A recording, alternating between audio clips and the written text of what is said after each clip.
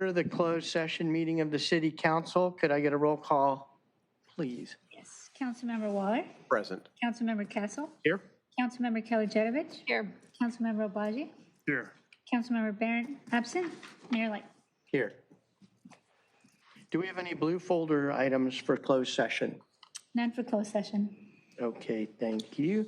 There's nobody here in the public. Is there anybody online to make any public communications on closed session items or non-agenda items? We do have one Zoom attendee, but I do not see a hand raised to speak. Okay. Could you read off what we'll be discussing in closed session, please, and let the record show Councilmember Barron has arrived. Thank you. As authorized by the government code is listed on the published agenda, the following items will be discussed in closed session. Item F1, Conference with Legal Counsel and Labor Negotiator. The employee organizations are Redondo Beach Police Officers Association, Redondo Beach Police Management Unit, Management and Confidential Employee Group, and Redondo Beach Firefighters Association. Items F2 through F10 are under the title Conference with Legal Counsel Existing Litigation. For F2, the name of the case is City of Redondo Beach et al. Versus California State Water Resources Control Board, case number 20-STCP03193. For F3, the name of the case is in regards to 9300 Wilshire, LLC, bankruptcy, City Cal case number 223-BK-10918-ER. For F4, the name of the case is 9300 Wilshire, LLC versus City of Redondo Beach, City Council of the City of Redondo Beach, City of Redondo Beach Department of Community Development, and those 1 through 100 inclusive, case number 23-STCP02189.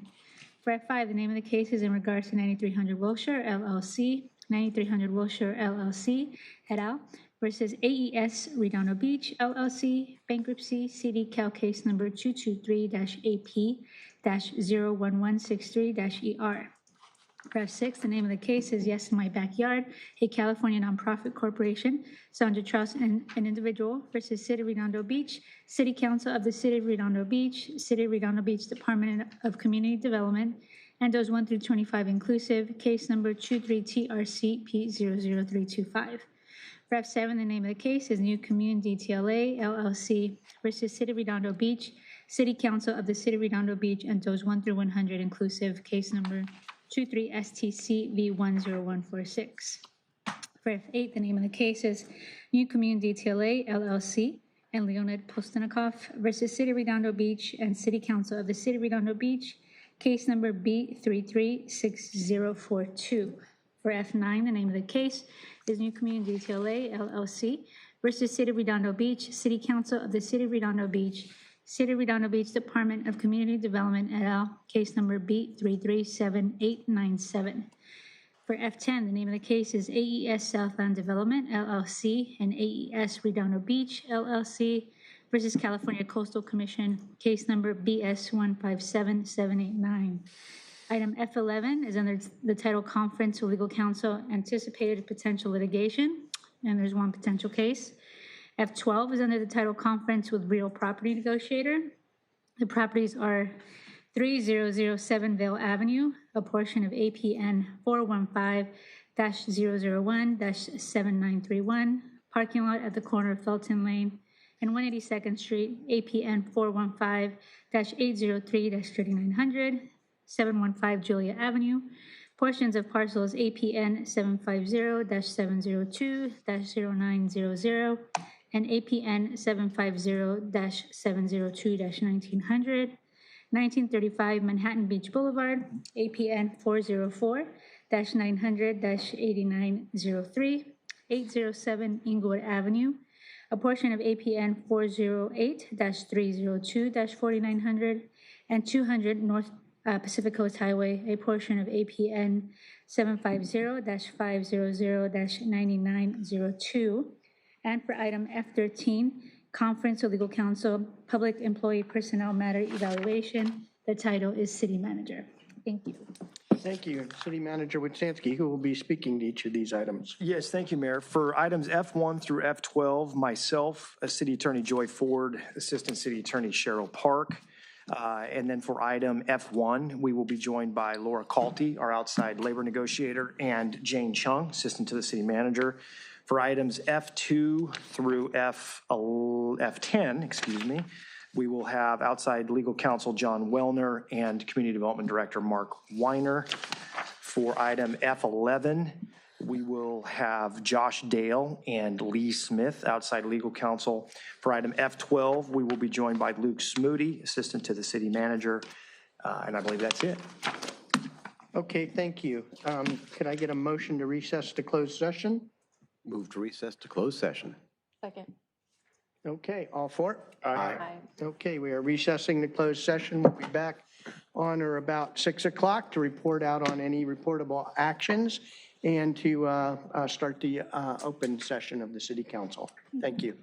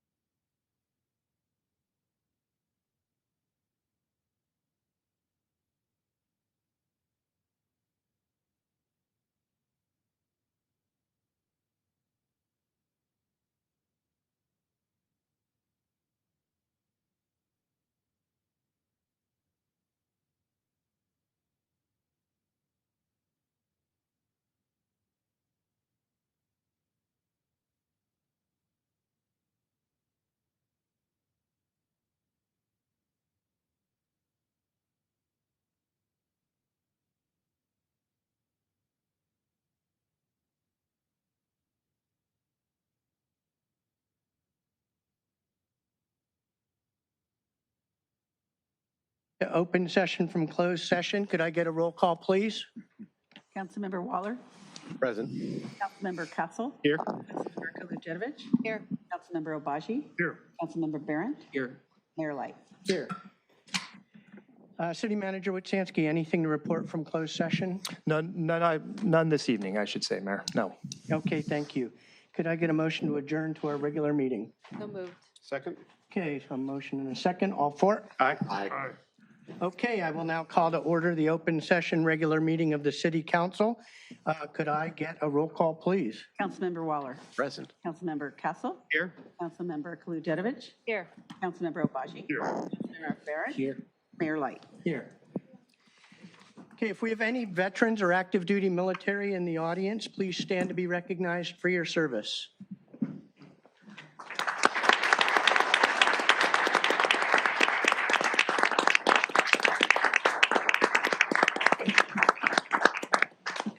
Okay, thank you, and let us all stand for the salute to the flag and then remain standing, please, for a moment of silence. I'd like to call up Leo, who will lead us in the Pledge of Allegiance. Leo, the floor is yours. Good evening. My name is Leo. Buenos tardes. Mi nombre es Leo. I'm a third grader in Washington Elementary School. Yo soy en tercer grado in Washington Elementary School. My favorite subject in school is math. Mi favorito cosa de hacer en la escuela es matemáticas. I love the sea in Redondo Beach. A mí me encanta la playa in Redondo Beach. Please put your hand over your heart and join me in the Pledge of Allegiance. Ready, begin. I pledge allegiance to the flag of the United States of America and to the republic for which it stands, one nation, under God, indivisible, for liberty and justice for all. And now please remain standing for a moment of silent invocation.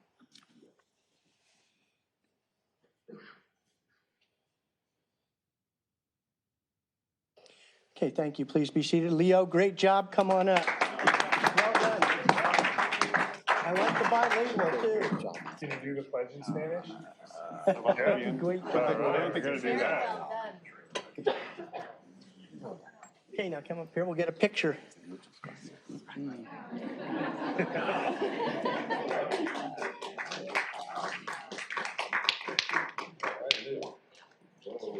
Okay, thank you, Leo. Well done.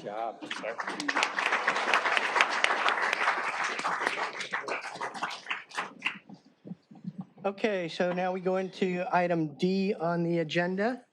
Presentations, proclamations, announcements, and AB 1234 travel expense reports. We do have three proclamations, presentations, and also a swearing in tonight, so we'll start with that.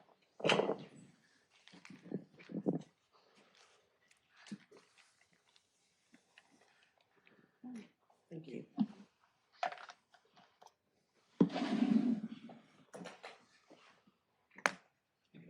Okay, first, tonight, we proudly recognize the 100th anniversary of the Rotary Club of Redondo Beach. Yes.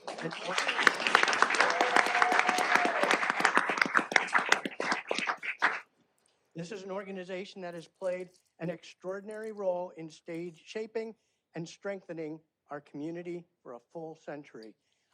Mike, would you like to come up as president of the Redondo Beach Rotary Club? This is Mike Stark, ladies and gentlemen.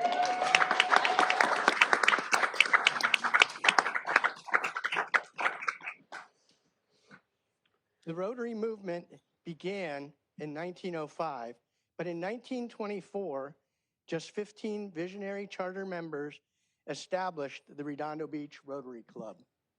Over the past 100 years, the club has been guided by dedicated leaders, including notable presidents such as Ernest Perkins, Dr. Harry McCandless, Charles Zulliger, Ron Day, Steve Aspel, and John Parsons, each leaving a lasting mark on the club and the city. Rotary's motto is service above self, and it's not just a slogan, it's lived and practiced here in Redondo every day.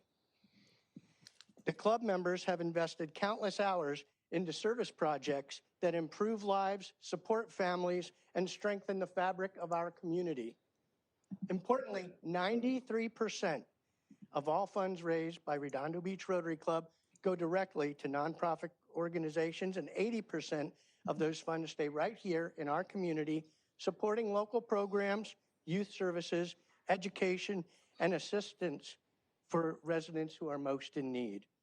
The Redondo Beach Rotary has been a local leader in efforts related to promoting peace, preventing disease, including Rotary's internationally recognized work towards ending polio. I hate polo. Clean water and sanitation initiatives, education and economic development supporting students, schools, and small businesses. For 100 years, the Rotary Club of Redondo Beach has built bridges between neighbors, between organizations, and between generations.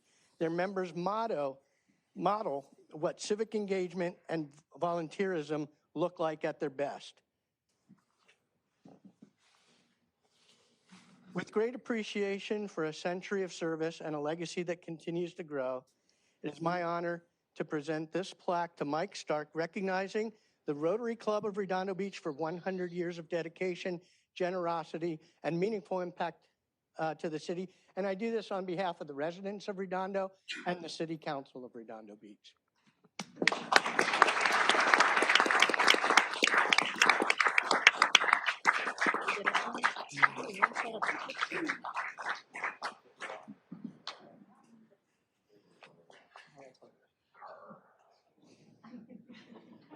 Thank you. So before I give the mic to you, we look forward to the next century of partnership and community service. And with that, Mike, I'll turn the mic over to you. Thank you, Mayor and Council. Thank you so much for this recognition on behalf of our club. When I told them they were going to have a party here tonight, I could have sold tickets. Look how many people showed up. Rotary has been probably one of Redondo's best kept secrets for over 100 years.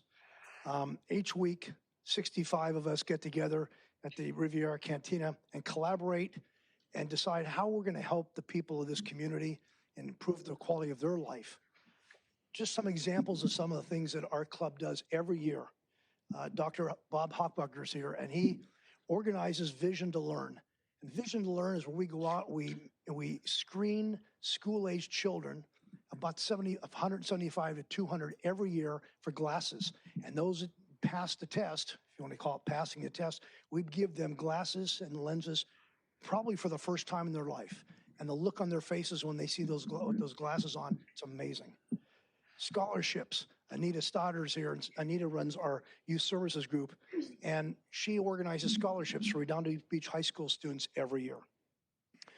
We give a lot of donations, funds-wise, and diapers and coats and jackets and school stuff to our domestic violence program at the Redondo Beach Police Department. We provide grants to school teachers so that they can outfit their classrooms because money is tight for them sometimes. We have an annual recognition for police and fire department employees every year and their families. We have a lunch for them. We have an annual recognition banquet for the police volunteers, the reserve officers, the volunteers in policing, and the domestic violence advocates. And over the last 20 years, the Rotary Club, because they are the sponsor of this, have raised over $100,000 for the police reserves. And finally, every week, twice a week, we provide Meals on Wheels through the Salvation Army and provide meals to people at their home who are bedridden and can't get out. I could go on for another 10 minutes, but they'll take the mic away from me. But I'm doing this because you're hearing this maybe for the first time, the people at home watching this for the first time. If you want to get together with a great group of people who are giving back a lot to your community and have some fun doing it, please join us. Michelle LaBelle, our membership chair, is here tonight. She's a very well-known realtor in the South Bay, so people know who she is.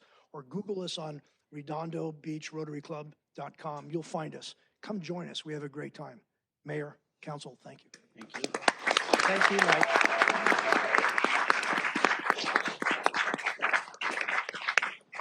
And for those of you who don't know, Mike is not just acting as a volunteer as president, but he lives the home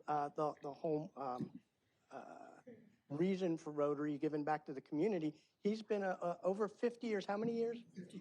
53-year volunteer for the city of Redondo Beach. So thank you, Mike.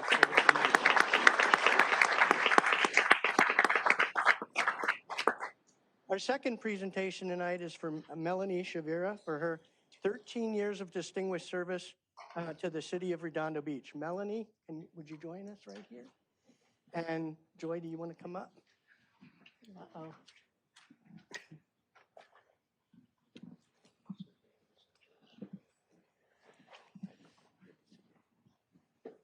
You know Joy. Melanie has been an invaluable member of our organization and has made a profound impact on our community.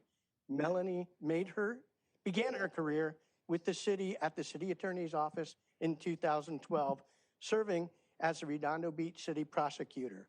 From day one, she brought professionalism, integrity, and a deep commitment to justice to the job. Throughout her tenure, Melanie served as the city's designated domestic violence vertical prosecutor. She personally reviewed approximately 100 domestic violence cases each year, providing consistency, compassion, and strong advocacy for the victims. In 2024, Melanie received the highest volume of misdemeanor filings in the entire South Bay, demonstrating extraordinary dedication to public safety and justice. She also coordinated the TAP training program, partnering with leading law firms to train attorneys, handling jury trials and pretrial motions, strengthening the legal resources available to our city. Melanie's work has a lasting and meaningful impact, not only for her colleagues, but on the countless victims, families, and residents she served. Her commitment to fairness, safety, and compassion has shaped our city for the better. We are proud that Melanie is continuing her service to the public as a judge. Congratulations. A role for which she is exceptionally well suited and prepared.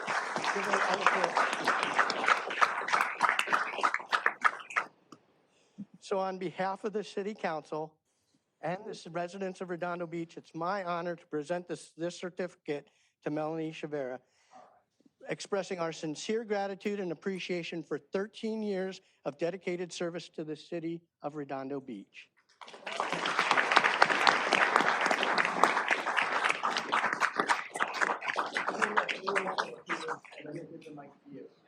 Thank you.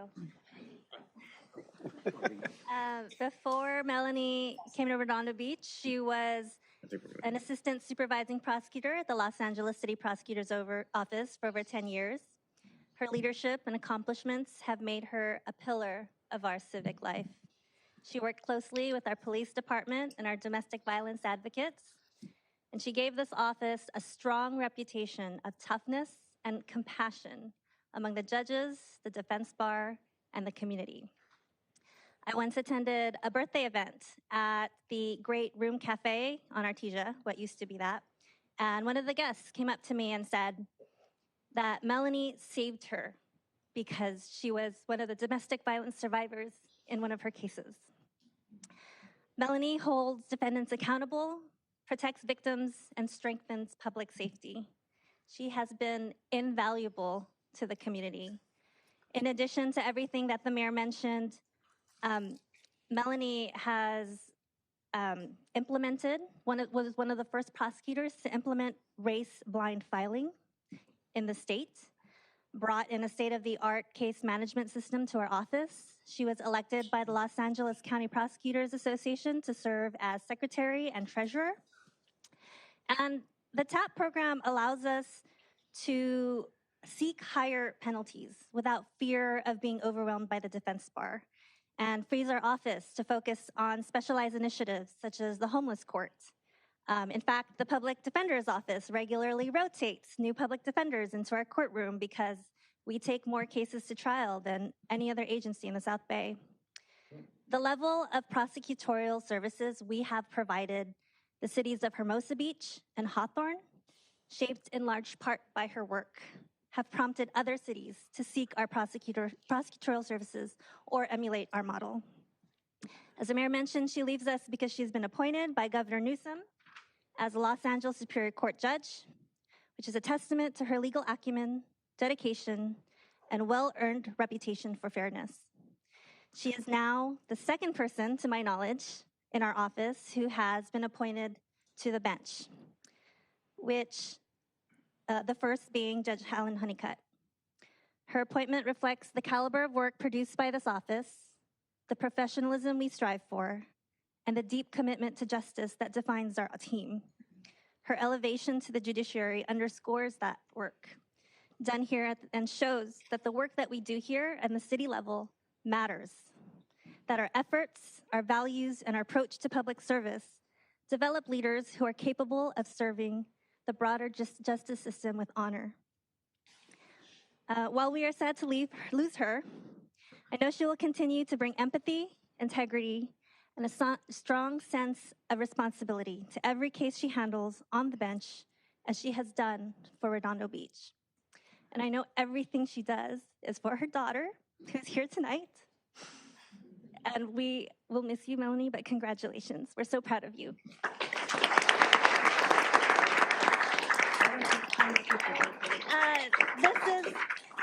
This is the Daily Journal article and Governor Newsom's press release announcement when she was appointed. So we framed it for her. Thank you so much, Joy, for your very kind words, and also to the mayor and council. Thank you so much for this amazing acknowledgement tonight. It's great to be back. I've only been gone about 3.5 months, but it seems like an eternity between now and then. So much has happened. And I'm so very grateful for that for my 13 years here in Redondo Beach. It truly,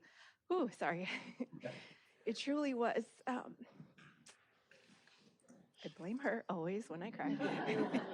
It truly was an honor of my lifetime to get to serve the community in this way, to get to collaborate with the police department, with the domestic violence victims advocates, to be able to do so much for this community really meant the world to me. And I know it's one of the main reasons why I was able to get honored and appointed by the governor, because he saw the work that I was able to do as the city prosecutor here. And I had an amazing team, obviously with Joy, Cheryl, Christine on the civil side, Margaret, my assistant, Charlie, Sydney Michelle, who's now the new city prosecutor for Redondo Beach, who is doing an amazing job. Some of the other prosecutors aren't here tonight. And Sienna, congratulations. I'm so excited for you. I know you're going to do great work, and welcome to this amazing family that you're about to enter, which truly has been a family to me for the last 13 years. And to my daughter, who's grown up here in the halls of the police station and city council chambers and back in the hall. It's just been a joy, and I will always cherish my time here. I do love my new job very much, but everything that all of the blood, sweat, and tears that I had to go through as the city prosecutor, I know makes me a better, kinder, more patient judge, and I'm so grateful that I had this opportunity. So thank you again to the council members and mayor, and I know that we will all stay in touch. Joy, you've just been amazing, and I'm so proud of all that you've accomplished in your career, and thank you so much. Have a good night.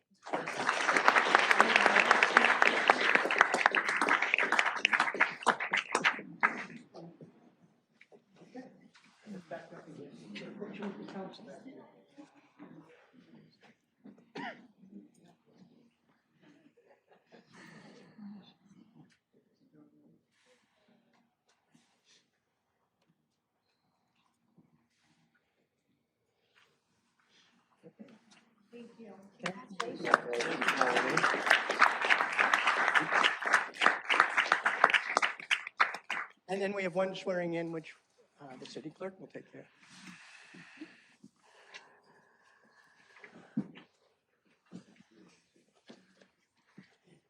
Okay, I'm Eleanor Manzano, the city clerk, and this is one of my favorite jobs, is administering the oath of office. And I'm going to do the new senior deputy city prosecutor, Sienna Collardo.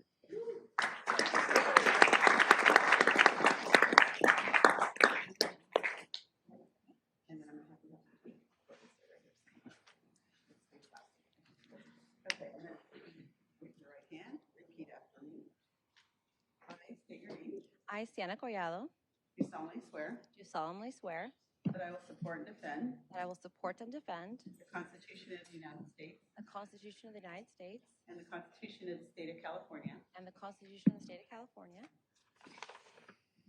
against all enemies, against all enemies, foreign and domestic, foreign and domestic, that I will bear true faith and allegiance that I will bear true faith and allegiance to the Constitution of the United States to the Constitution of the United States and the Constitution of the State of California, and the Constitution of the State of California, that I take this obligation freely that I take this obligation freely without any mental reservation without any mental reservation or purpose of evasion, or purpose of evasion, and that I will well and that I will well and faithfully discharge and faithfully discharge the duties upon the duties upon which I'm about to enter. which I'm about to enter. Congratulations.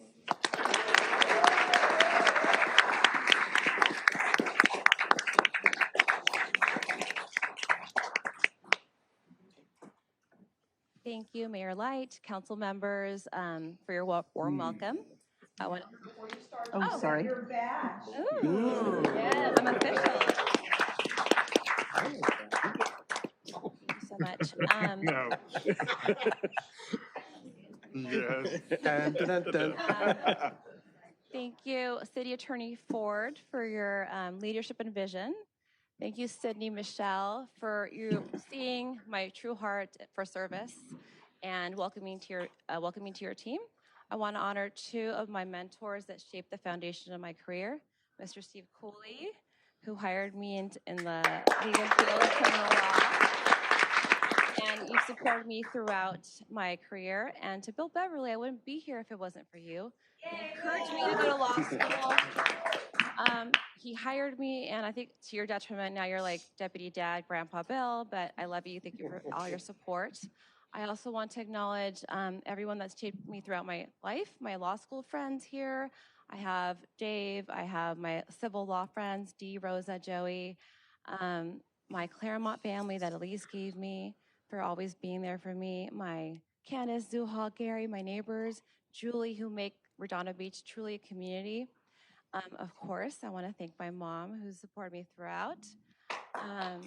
This is a full circle moment professionally because I started in criminal and I'm coming back to it, and in Redondo Beach. Personally too, my parents delivered newspapers, especially my dad, in Redondo Beach, so I get to serve the cities that I used to toss papers in before. Desi, you are my why. I want you to know that you could have that service matters, that purpose matters, and that you have a meaningful career while still being at home. And I want to let the members of the community know I'm here, I'm ready to serve, and I'm so grateful for all your support and your trust in me. Thank you.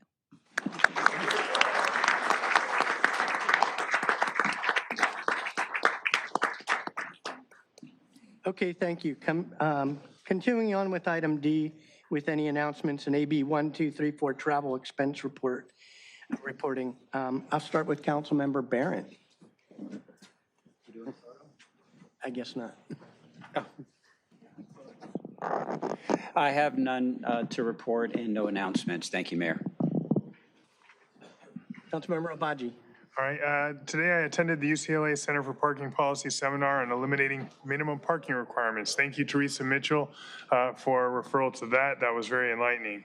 I also want to applaud and thank our Redondo Beach Fire Department.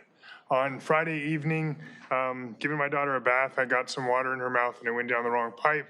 She was having trouble getting some air. She was still breathing, but eventually decided to call 911. They're at my house within 4 minutes, and they provide excellent, bedside manner assurances. Took her oxygen, said, okay, she's okay, but you definitely need to get her medical care.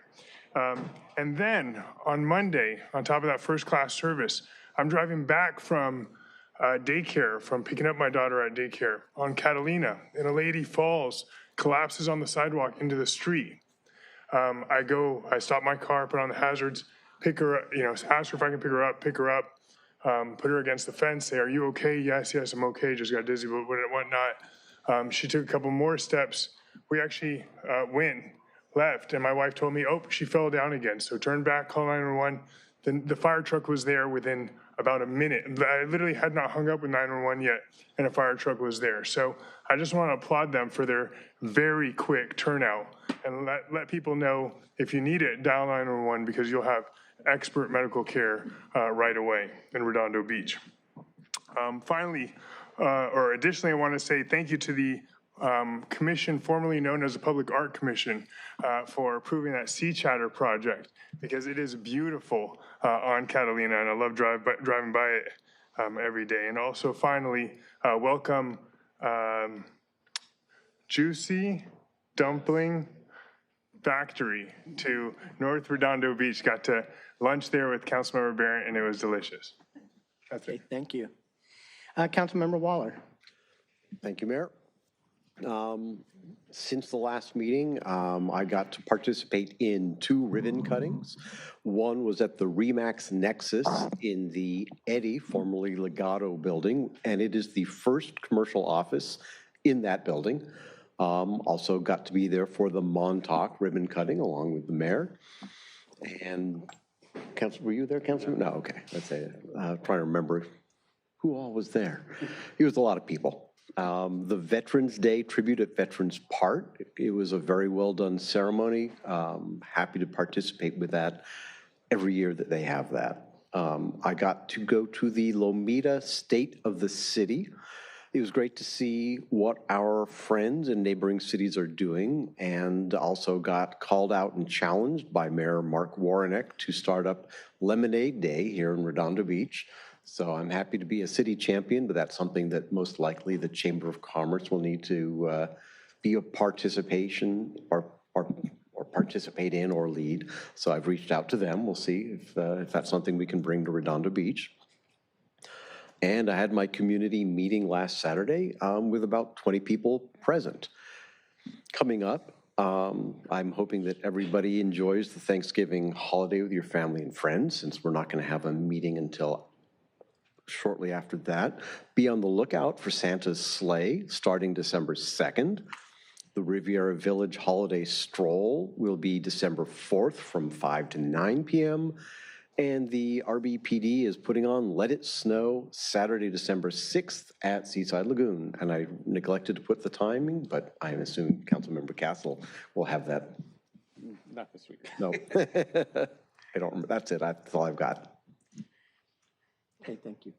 Councilmember Castle. I attended the Veterans Day celebration at Veterans Park as well. It was a great production by the team there, as well as the Elks Club that sponsors it. And coming up in terms of new announcements, on December 1st at the waterfront, we're going to start our celebration of the boat parade. So on December 1st, we're going to have the lighting of the first boat about 5:30 along the International Boardwalk. The actual boat parade will be on December 13th.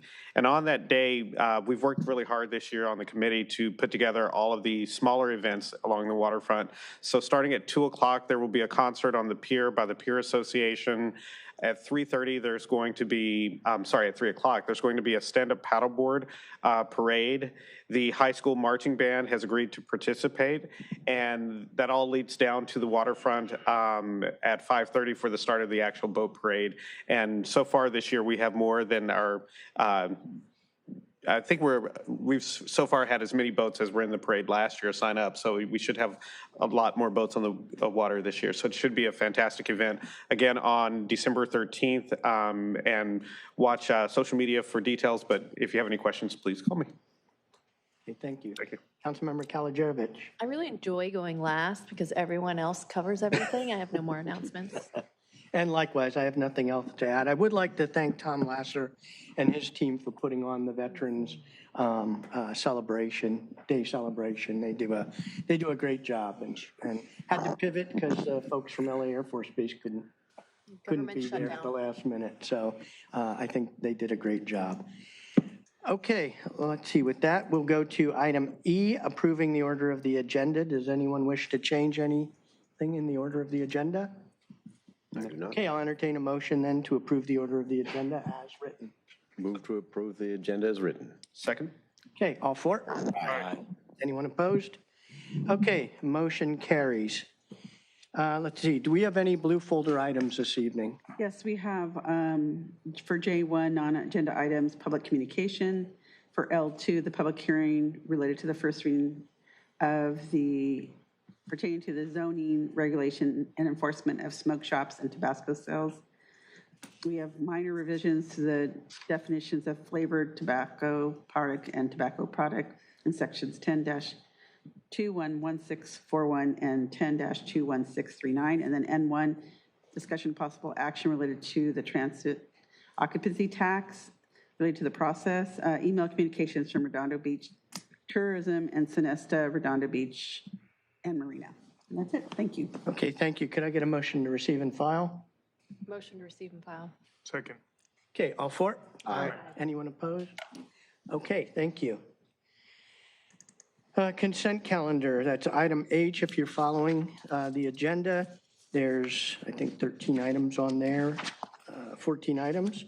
Would anyone like to pull, any member of the council like to pull any of those for discussion? Nothing. Not pull, just make a comment if I may, Mayor. Yes. On H7, I wanted to applaud our Public Works Department for being a really impeccable agency. This came about by a series of resident complaints. They conducted a study at the intersection Blossom and Grant. They ran some tests. They brought the results of the test to the Public Works Sustainability and Safety Commission. The residents came out in support of the suggested change, which is right turn lanes only. They unanimously supported it. The commission unanimously supported it, and it ended up here on our consent calendar. So thank you very much for your dedicated, strong work. Okay, thanks. Okay, can I get a motion to approve the consent calendar items H1 through H14? Move to approve consent items H1 through 14. Second. Okay, we have a motion and a second. Does any member of the public wish to address any of the items H1 through H14 before we take the final vote? Okay, anyone online?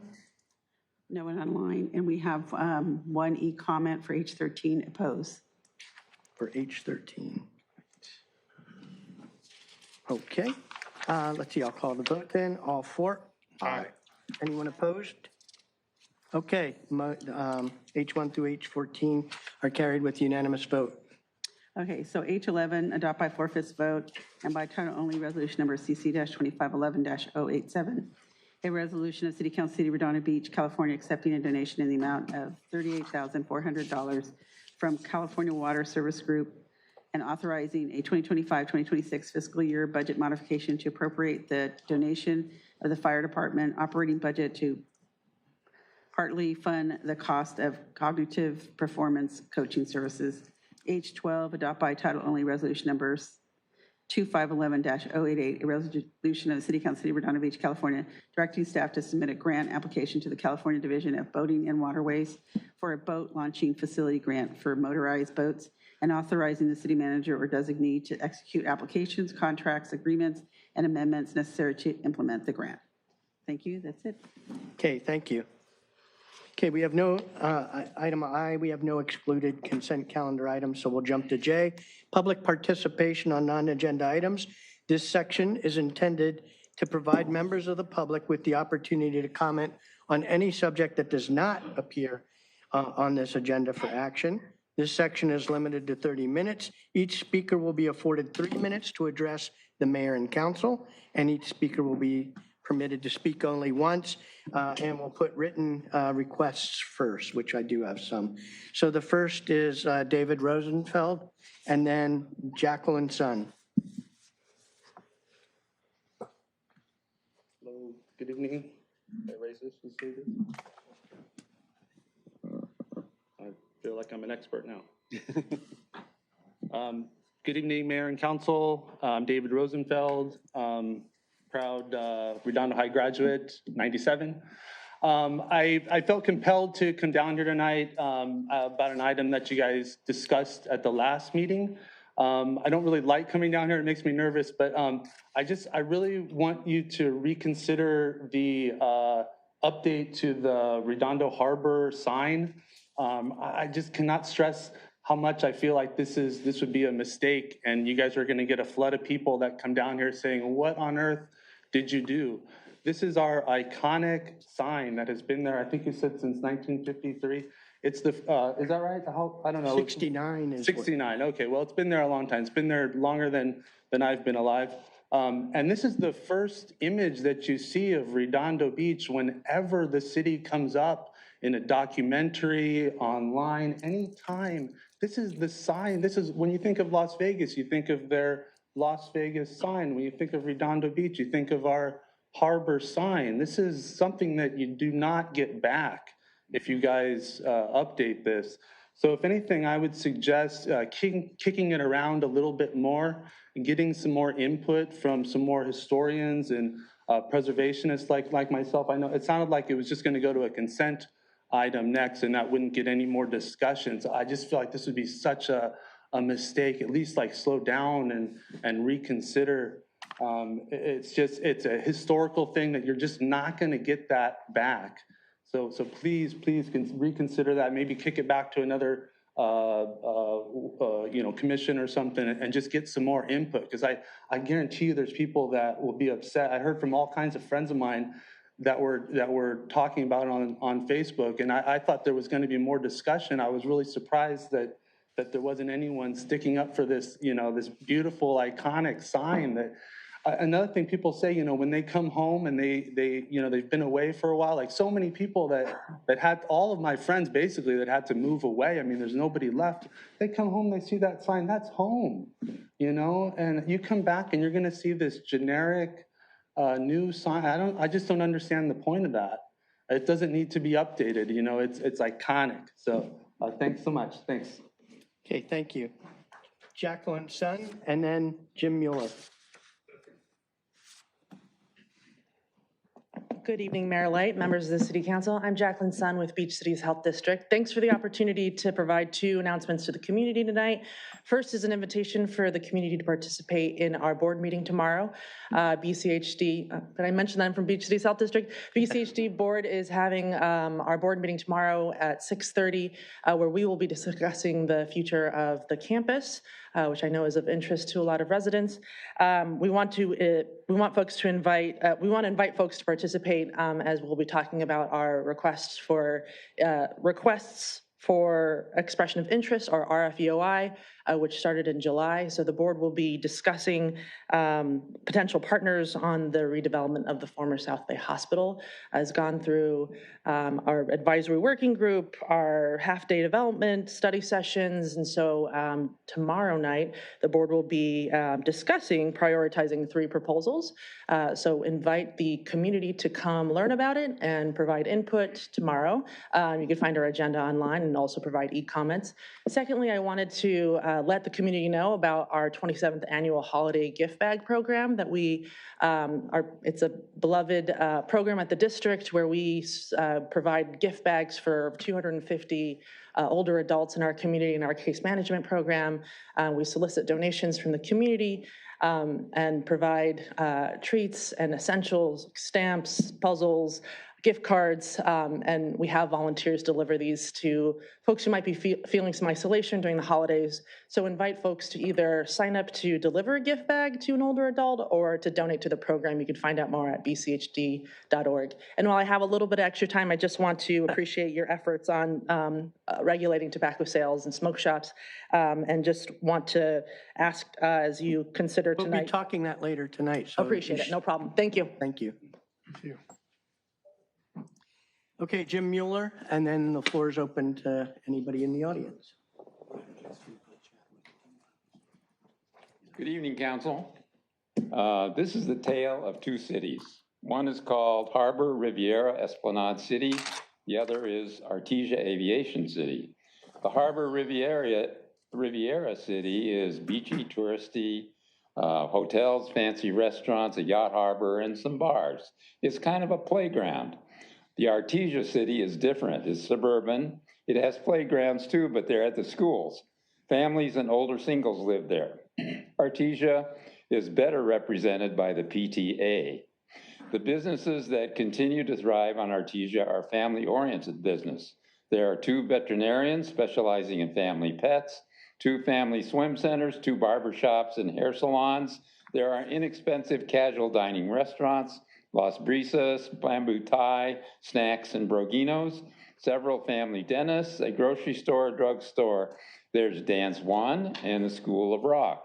My all-time favorite Artesia success story, the vacuum cleaner place. Sales and service, been there forever, going strong. How much more family can you get than the vacuum cleaner? The lock store, been there forever. Small household hardware store, several auto repair places. The 2700 block is a center of small restaurants, half takeout, half sit down. Who do you see in there? Not tourists, not yachtsmen, you see families. The nature of the Artesia district is why a farmer's market is a popular idea. A farmer's market is a family community gathering place. On the other hand, the city's plan for Artesia, the ACAP, projects development of rooftop dining. But on Artesia, the restaurants that work best have a kids menu. Stores that merely display items for sale no longer work unless the item is connected to service or an experience. Farmers markets work because they are community experience and the products can't be easily shipped. How to develop Artesia? Other cities trying to revitalize have found that intensive community input is the best place to start. Not from 30 so-called community leaders like the general plan, but 3,000 opinions in forums, interviews, and surveys. Find out what the people want and give it to them. So ends my tale of two cities. Thank you. Thank you. Anyone else wish to address? I just had a very quick question. Go ahead. Mr. City Manager, do we have event applications that residents can get a hold of to submit for a farmer's market? We do have special event applications that we routinely review from various associations in the city, yes. Oh, and those could be made available to anyone in the public who would be interested in a farmer's? Yes, our community services department processes those requests. Excellent. Thank you. Thank you, Mayor. Anyone else wish to address the council on non-agenda items? You don't have to raise your hand, just come on up as you see the mic open up. Is it all the way up? I guess so. Wait, it's taller. I'm sorry, I'm taller. Good evening, Mayor and Council. Wayne Craig, resident of District 1. But tonight I'm speaking to you as a member of the Redondo Beach Roundtable. You may not have heard of it, but you've heard of many things that we've done. Wilderness Park wouldn't exist without it. So 60-something years ago, we actually helped to get that park set up. All the commissions you see within the city were essentially initiated through actions through the Redondo Beach Roundtable. So all those lovely commissions you like to pick people with, blame us. At any rate, I wanted to talk about an event that's coming up on December 9th. And as you are well aware, before the council meeting, we usually have a tree lighting ceremony with our famous Charlie Brown Christmas tree out in front, which hopefully will look a little more healthier this year. It's going to be a great event. We have a full group of things on the agenda. We have obviously the Redondo Beach High School coming with their band playing. We have some choirs coming down. Pretty much you will be there. I know that the school board will be there. We have a lot of folks coming down, hot chocolate, cookies, all the kind of fun stuff. It's a really great event. And I just want to invite the public to be able to come down. It's going to be hosted by Vera Jimenez, who's like a local newscaster, works on Channel 5, I believe. She'll be hosting it. So I know you'll all be there, but I just want to let the public know they can all come down too. It's a great event, a lot of fun. I wouldn't miss it. And that's it. Thank you. Thank you.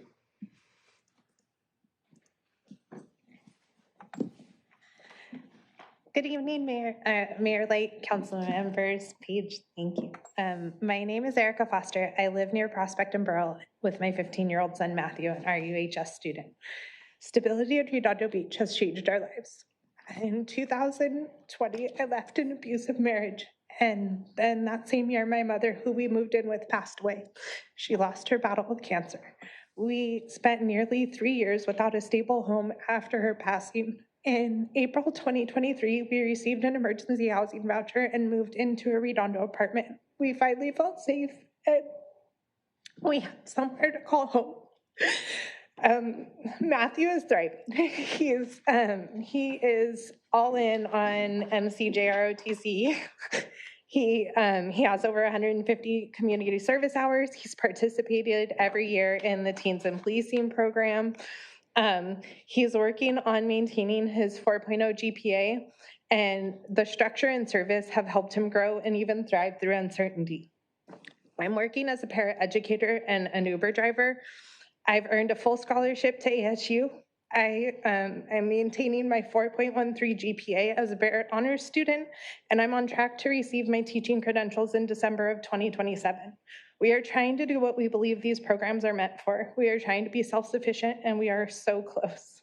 On October 27th, 2025, I received an RBHA notice that our vouchers assistance originally slated to end in 2030 is expected to end in April 2026, 2 months before the end of Matthew's school year. Today, my tenant share is about $600 a month, just over 30% of my income, while our rent is $2,850 a month. Losing assistance that close to finals would certainly displace us and undo years of progress without intervention or assistance. I'm not asking for special treatment, just a bridge rather than a cliff. Respectfully, I ask 3 things. I kindly ask for help for helping the current families. I understand there's like 21 people who are on these vouchers in Redondo Beach, 21 families. If possible, please explore every avenue to allow us to move into regular housing vouchers or provide a short-term bridge so we don't lose our housing suddenly. It would also help if any required changes could be timed around our BUSD school semesters so students aren't forced to move mid-year or having a tenant contact person with weekly or monthly updates would also help us plan. I reviewed the council meeting where the Housing Authority posed solutions to the shortfall. One of those was 2 people equal 1 bedroom rule being implemented. Under the current rule, we are placed in a 2-bedroom, and downsizing would require families under the current rule to come up with moving costs and search for new housing. I hope you can consider situations like a parent with an opposite sex teen.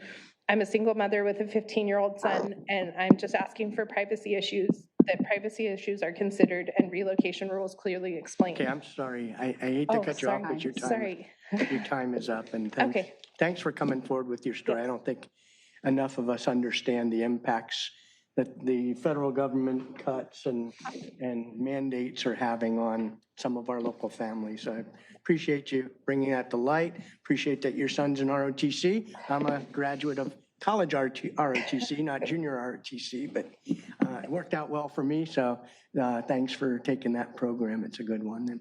And I would just ask that, continue to reach out and stay in contact. We will explore every possible avenue we have, but thank you for coming down, really. Thank you. It's good to put a real face on a dilemma like this, so thank you. Okay, anyone else wish to address the council? Okay, anyone online? Yes, I have one person, Mark Nelson. Good evening. I wanted to talk a little bit about traffic issues on Prospect. On October 29th, we had not an uncommon situation where a car failed to yield the right-of-way as it left Beach City's Health District. This time, however, it blew the red light as well. So that caused a 3-car chain accident at 8 a.m., which could have been really, really bad. There's usually students and e-bikes and everything else. The drivers that were hit did a spectacular job of staying on Prospect. They both ground their rims down on the curbs instead of popping over the top of the new plants that have been planted and coming into the street. So we need something. I mean, typically a sign would say something like, left turn must yield. I realize it's the law and it's redundant, but this is a long-term problem with Beach City's drivers. They come whipping out of there, make their left southbound on Prospect, and don't yield to anybody else. So bringing that to your attention. We had another issue on November 12th. We still don't know what it is, but at about 2:45 in the morning, RBPD shut down the intersection of Prospect and Diamond and ultimately closed northbound Prospect. And let me tell you, it was a free-for-all on both the frontage road and on Paulina. Speeding traffic, wrong way turns. I mean, it was just total chaos. Bumper to bumper honking at each other as though that was helpful. So, again, I think that as we think about construction at Beach Cities, they're going to have to move heavy equipment in and out. They're going to cut that down to 1 lane a lot. Several of us have done heavy equipment, work. And so that's going to be bad for both the frontage road and Paulina. So somebody needs to think that through, because Beach Cities themselves has never done any construction. Another Beach Cities point, 5:30 tomorrow night, Beach Cities has another board meeting. It's a study session, and if somebody wants to make non-agenda comments there, they can on the proposed 60-foot tall, 300,000 square foot development that's going on. Sort of the last thing, Beach Cities constantly talks about how it's such a public process. The problem is it's really just an echo chamber. For instance, at the half-day Redondo Beach meeting that at least two council members were there, the majority of the room was either being paid by Beach Cities, a board member, a committee member. Time. Okay, thanks, Mark. Your time is up. Okay, the next person is Daryl Boyd.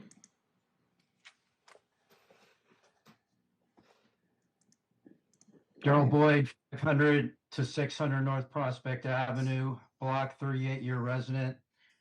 Birds, butterflies, plants, murals, and statues, white sea bass, boat launch, signs and banners. This is Jim Light's playtime city government. No focus on real problems that tax-paying and all Redondo Beach residents are going through. Just a bunch of fluff. Things that don't matter to the majority of residents. Still no response to my letter demanding a look at the many laws, codes, and ordinances being broken and violated by the city of Redondo Beach on a daily basis. No response to our public records request or just flat out stonewalling.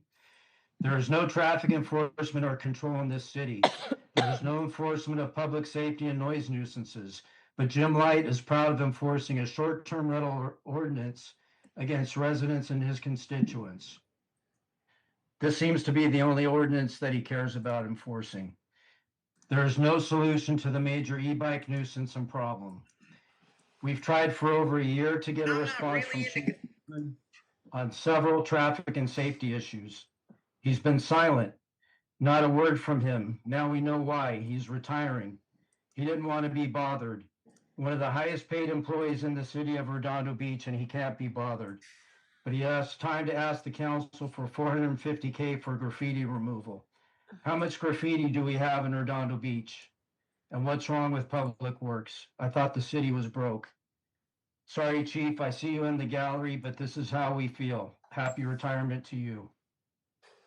The 500 to 600 North Prospect Avenue block is annihilated with noise, out of control drivers, and traffic problems day and night.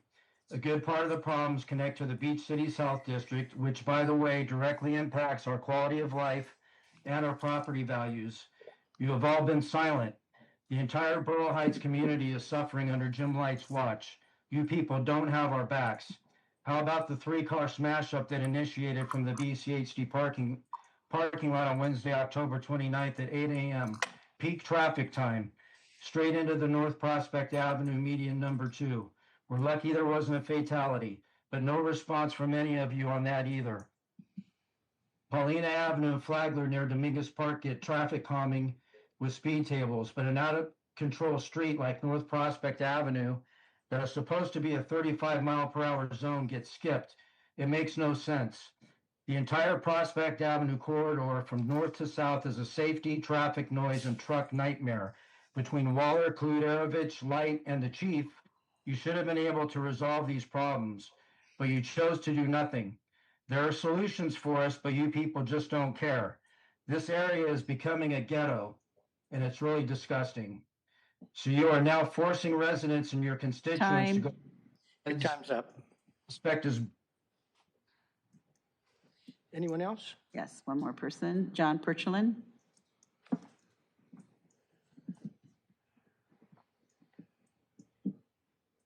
Can you hear me? Yes, we can hear you.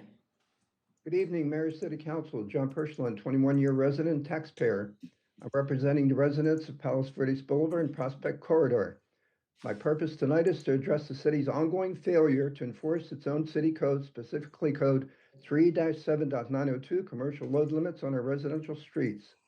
Aside from an acknowledgement letter from Stephanie Johnson, we have received no response from city officials regarding our letter dated October 17th with our enforcement request. Brad Waller, District 1 representative, had truck traffic on his meeting agenda. But the only thing Brad told us is the city is horse trading with Torrance about Christmas light traffic. The Torrance issue has been going on since March 25th, 2024. Obviously, we have no leadership in our city that can come up with a solution, but it does seem to make for a good excuse, which the mayor has used on numerous occasions.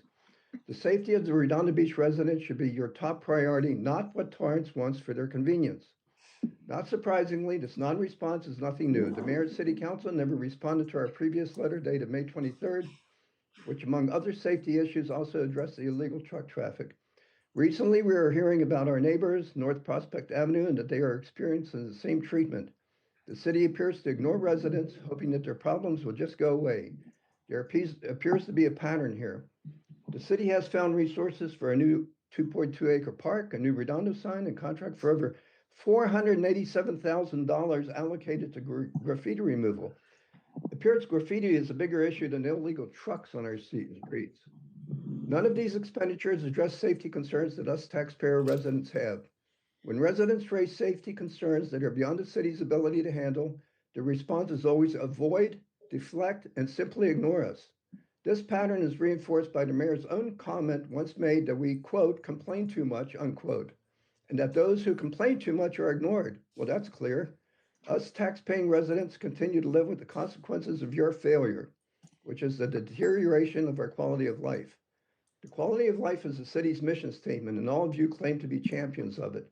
Well, with all the tractor trailers and big box trucks entering our all residential neighborhoods, you are not by any means champions of anything. We will continue to keep this issue in the forefront by any means we have until it's addressed to our satisfaction. Our concerns should be heard and not dismissed like they are. A solution to this issue is way overdue. It's time that we see some leadership and get this long-time safety and quality of life issue resolved. Thank you.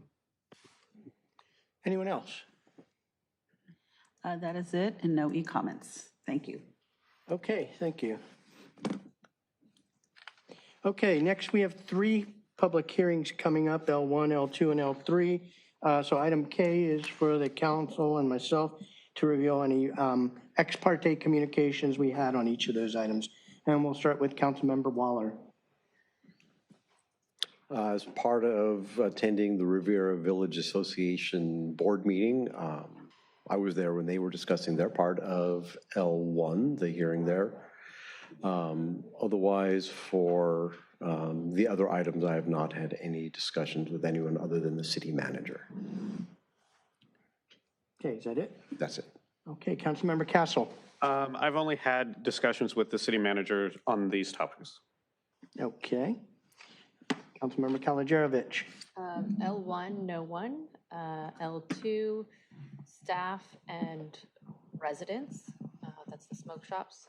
L3, staff. Okay, Councilmember Obaji. L2, not since the last hearing, but before that, Councilmember Waller, suppose public and staff. L3, nobody.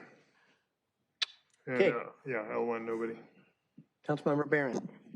For L1, ex parte communications with the mayor and city staff. L2, the mayor, city staff. L3, mayor, city staff, and that's it. Is that it? Yeah. Okay, let's see. For me, L1, just brief discussion with Councilmember Barrett and the city manager. L2, just to catch up what I missed on, I talked with several of the council members and city manager Witsansky. And L3, which is, I've had discussions with several of the council and the city manager. Oh, and I believe our city treasurer too, if he's in the audience. So that's it. So with that, we'll jump into L1, the public hearing. Motion to open the public hearing. No, I haven't. announced it yet. L1 is the public hearing to review the Riviera Village Business Improvement District's calendar year 2025 annual report and consider levying an assessment for the district for calendar year 2026. So now I'll take the motion to open the public hearing. Mr. Mayor, motion to open the public hearing. Thank Second. you. Second. Second. Okay, all for? Aye. Okay, so the public hearing is open. You've got the floor. Thank you. Mayor, City Council, my name is Greg Kapovich. I'm the Waterfront Economic Development Director. With me, I have Catherine Buck, Waterfront Economic Development Manager. And in a moment, I'll introduce Mike Ward with the Riviera Village Association to do a presentation for you. But before I do, just a quick introduction to this topic. So each year, the Riviera Village bid, the Business Improvement District, appears before council. It began in 2003, and it essentially is a self-assessment for the businesses in Riviera Village that is collected when they renew their business licenses. The city collects the money and gives it to the association and the bid, and they go ahead and spend that money on improvements, on special events, anything that kind of attracts people to the area. So what we've done previously on November 4th is you approved their annual report on November 4th. You reappointed the existing Riviera Village Association to act as the advisory board, as the board that oversees the spending of the money and how they allocate their money and for what.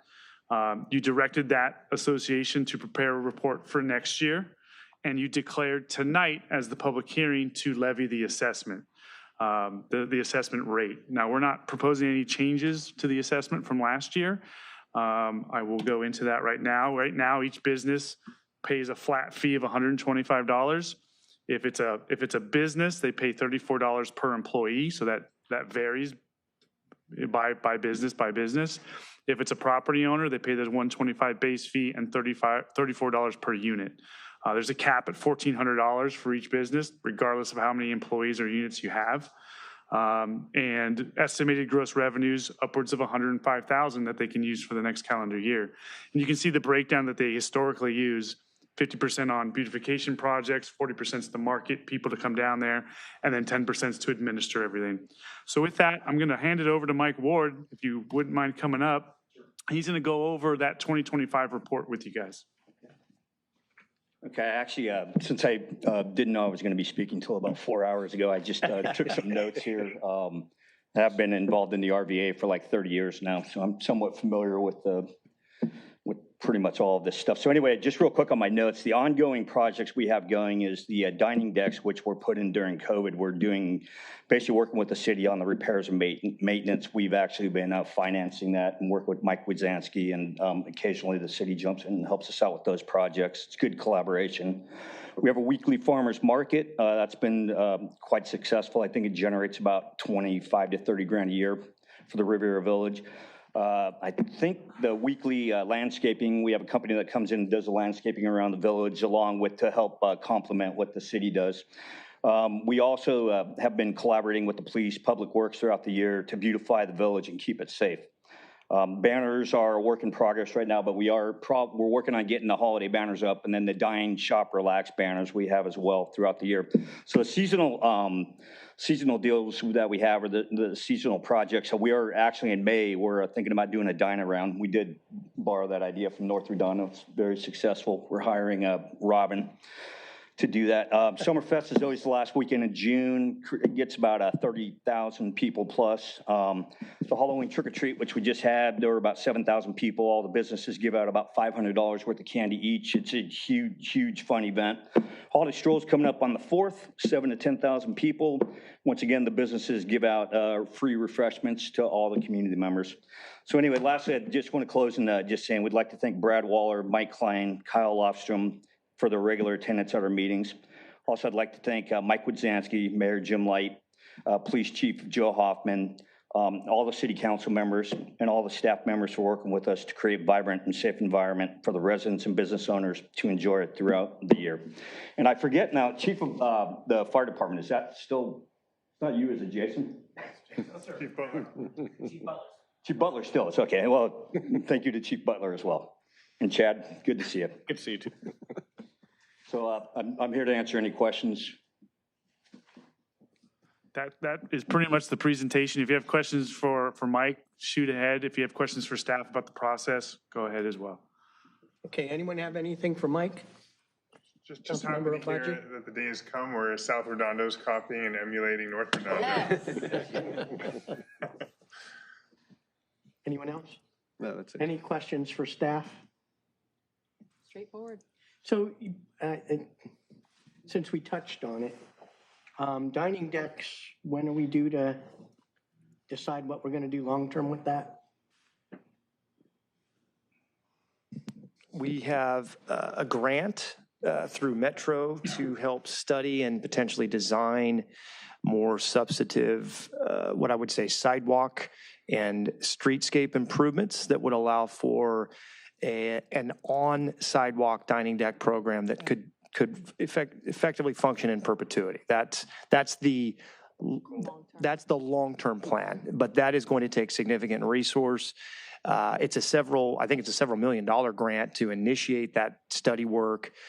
From there, we would need to be successful in identifying funds to build a parking structure to support any lost parking in the coastal zone that would be attributed to the streetscape changes, particularly the expansion of the sidewalk space. So that's the long-term approach. We intend to articulate that long-term approach to the Coastal Commission.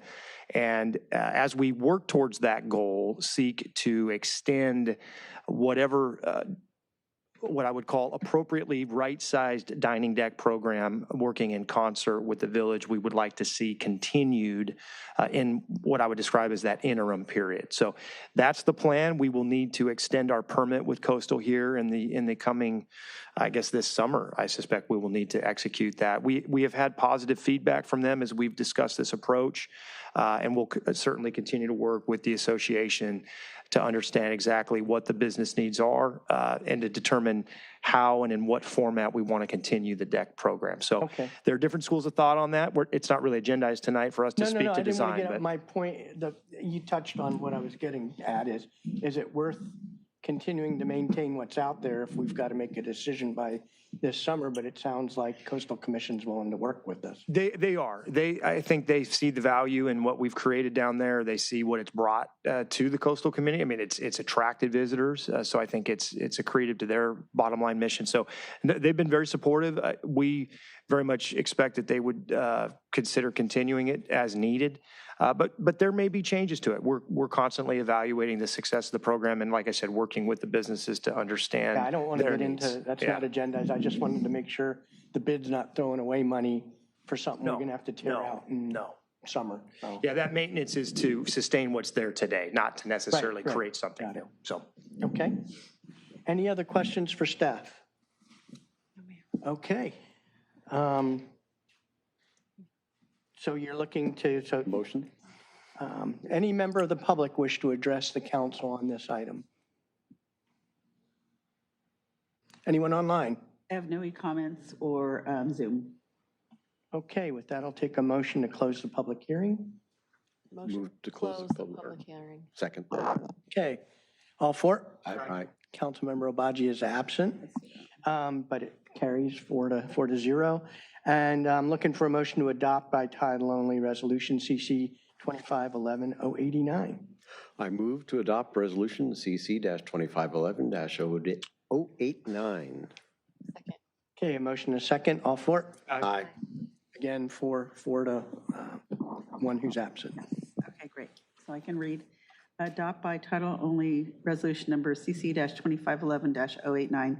A resolution of City Council, City of Redondo Beach, California, confirming the 2025 report of the Rivera Village Business Improvement District Advisory Board and levying an assessment for calendar year 2026. Thank you.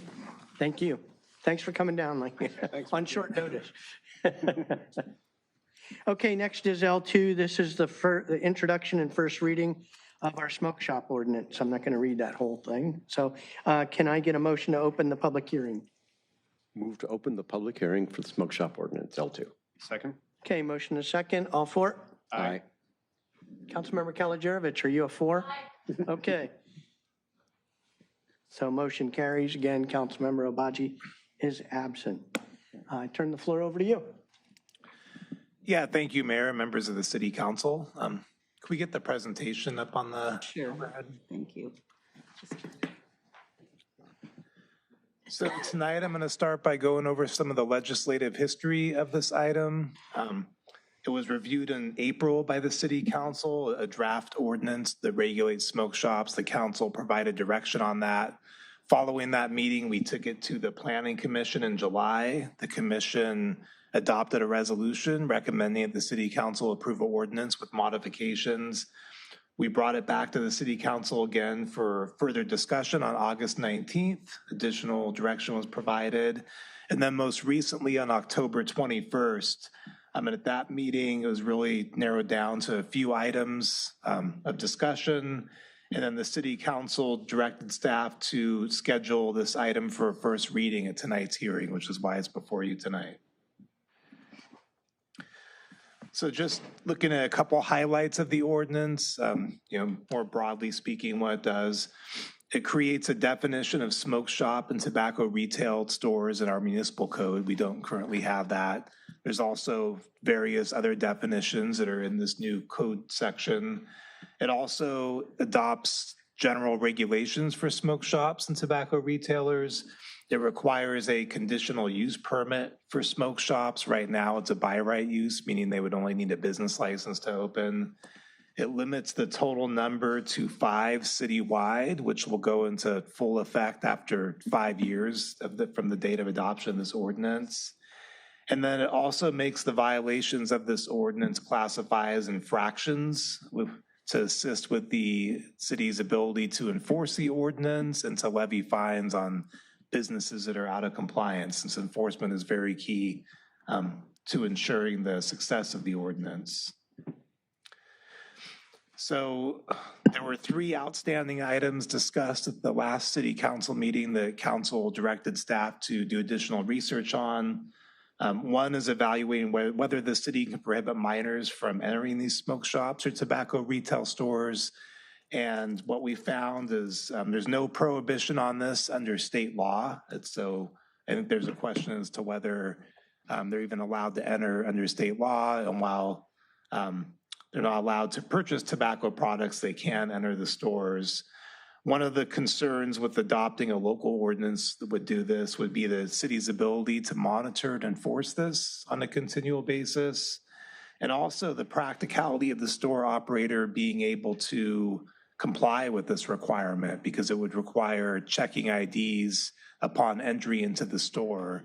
And if they're found in violation, it could be cause for revoking their license.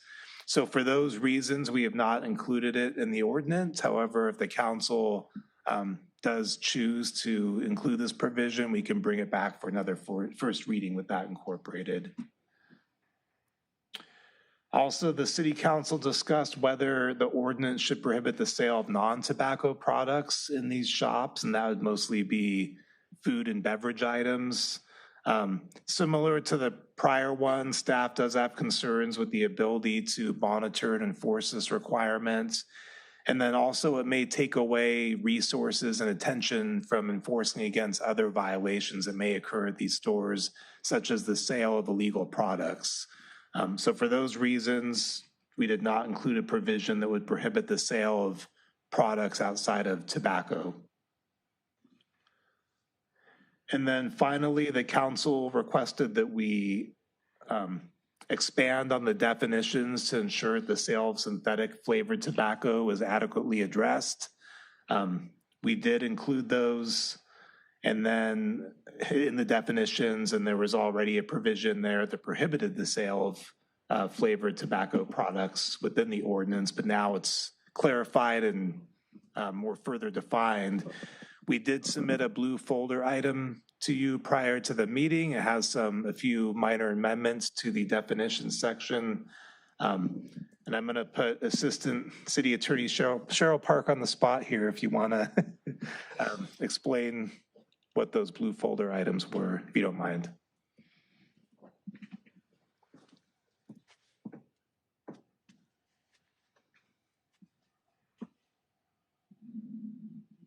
I always have problems with this. Okay. Yes, so there were some additions to the flavored tobacco product definition, and you can read it, but it basically includes any tobacco product other than loose leaf tobacco, a premium cigar, or a shishka tobacco product that's not listed on the unflavored tobacco list, which will be established and maintained by the Attorney General pursuant to Health and Safety Code Section 104559.1. And that list should come out in December of this year. So I was searching for it and realized that the AG doesn't have it yet. But they will. And then we also clarified the definition of tobacco product so that it's clear that it doesn't include a nicotine replacement product approved by the U.S. Food and Drug Administration, or cannabis, or a cannabis product, as those terms are defined in Section 26001 of the Business and Professional Codes. Cannabis, or a cannabis product that includes an ingredient, substance, chemical, or compound that contains or is made or derived from tobacco or nicotine, is a tobacco product under this section. So these definitions are taken straight from state code. And so if you look at the other definitions that we included characterizing flavor, we included constituent, we included flavored tobacco product, as I just stated. We also included a definition of nicotine, and this is important because of the synthetic issue. It says that nicotine shall mean any form of the chemical nicotine, including any salt or complex, regardless of whether the chemical is naturally or synthetically derived, and includes nicotinic alkaloids and nicotine analogs. So that should cover the issues that was at the last meeting, that were raised at the last meeting. We also included tobacco product flavor enhancer. I didn't know this, but you could actually sell like an enhancer that's separate from the tobacco or nicotine product. And so that's illegal under state law as well. So we put it into our code. And I want to thank Councilman Brandt for introducing me to an LA city attorney who does this all the time. I had a great conversation with her, and she was able to provide a lot of insight. And so talking to her, and I don't mean to hijack Mark's presentation, but just talking to her, she had a lot of insight about enforcement. I mean, that's really what it comes down to. And so, so long as we equip our police department with good enforcement techniques, and there's also a checklist that the LA City Attorney's Office uses for their enforcement operations, we can provide that to our PD and have them look at that. So hopefully that's addressed some of the concerns that the council raised at the last meeting. Yeah, thank you. And with that, the recommendation is to follow the procedures of opening the public hearing, taking testimony, closing it and deliberating, and then introducing the ordinance by title only with the blue folder modifications. And I do want to thank Cheryl. She was really a great assistance on this ordinance throughout the process, and especially on this latest iteration. She did the heavy lifting getting this ready for the meeting tonight. So thank you, Cheryl. And with that, we are available for questions. And if I could, Mayor, I'd like to also thank both Mark and Cheryl for this work. This was not on our to-do list this year coming into 25, and we knew how important it was to the council and the community, so we added it to an already busy workload, particularly in the community development department. So kudos to Mark and his team and Cheryl for working through this. Just one reminder tonight, the ordinance we think is pretty well advanced at this point. We're very strong. We're very much recommending that you adopt it as is tonight. If you have any changes or thoughts on changes that are minor, that's one thing to address this evening, but I would remind you all, please don't let perfect be the enemy of great. Let's get this on the books. If it's not perfect, we can always come back in the spring or after a few months of enforcement, any lessons learned, and we can make changes. Whatever we do tonight isn't forever. So please, let's not get in our own way, if you will. Let's get something adopted and try to get this moving so we can enforce and move forward with the ultimate goal of this exercise, which is to reduce access to these shops in our community. So that's all I have to say. Okay, thank you. Great job. Appreciate all the work and echo Mike's comments on the hard work that went into this. I think, first we did the moratorium and then coming up with this wording in rapid fashion. Really appreciate that work. I missed the last meeting where this was discussed, and I know one of the things before I left that was a concern was the gaudiness of some of the smoke shops that have recently gone in. Everything from the lighting to the outdoor advertising of tobacco products that may be targeting kids or luring them in. Is that all in your, seems like that's, my read is you put that in the design review, but there's nothing explicit that addresses the concerns that we express. It is addressed in the ordinance, and it's addressed through a design review, but there also are some specific provisions about signage and display of tobacco-related advertisements, which I can bring up in a momentarily here and get back to you before we close the item No, out. I appreciate that. I thought I read through the whole thing. I didn't see it in there, neither the coastal zone or the regular ordinance. So Mark is correct. We were thinking that we would put a lot of those restrictions in the conditional use permit itself. But if you look at the code under, I know it's kind of difficult, but subsection C, A, under the conditional use permit standard conditions, it says that under number 5, no advertising or signage indicating the availability of tobacco products shall be visible from the exterior nor from entry of the retail establishment to the maximum extent possible. So we do have something that addresses that, but our thought process was because each business establishment is going to be different, that we would put those conditions in the CUP and allow the planning. Lights and. Correct, and allow the planning commission to regulate it that way. And I do want to note that aside from this, my department's working on a sign ordinance, a comprehensive sign ordinance that would apply to Artesia, Aviation, and the rest of the cities. That's going to address this more broadly as well, this Does topic. that include like lighting that outlines a window? It would include that, yes. Okay, thank you. Anyone else? I see no hands up. Go ahead. So I think my concern was, I get the point about not being able to enforce youth walking into the shop, but at the point of sale, with, it seems easy enough to have a vendor check the ID of the person purchasing the product to buy a bag of chips. But in any event, I don't want to be the enemy of great progress.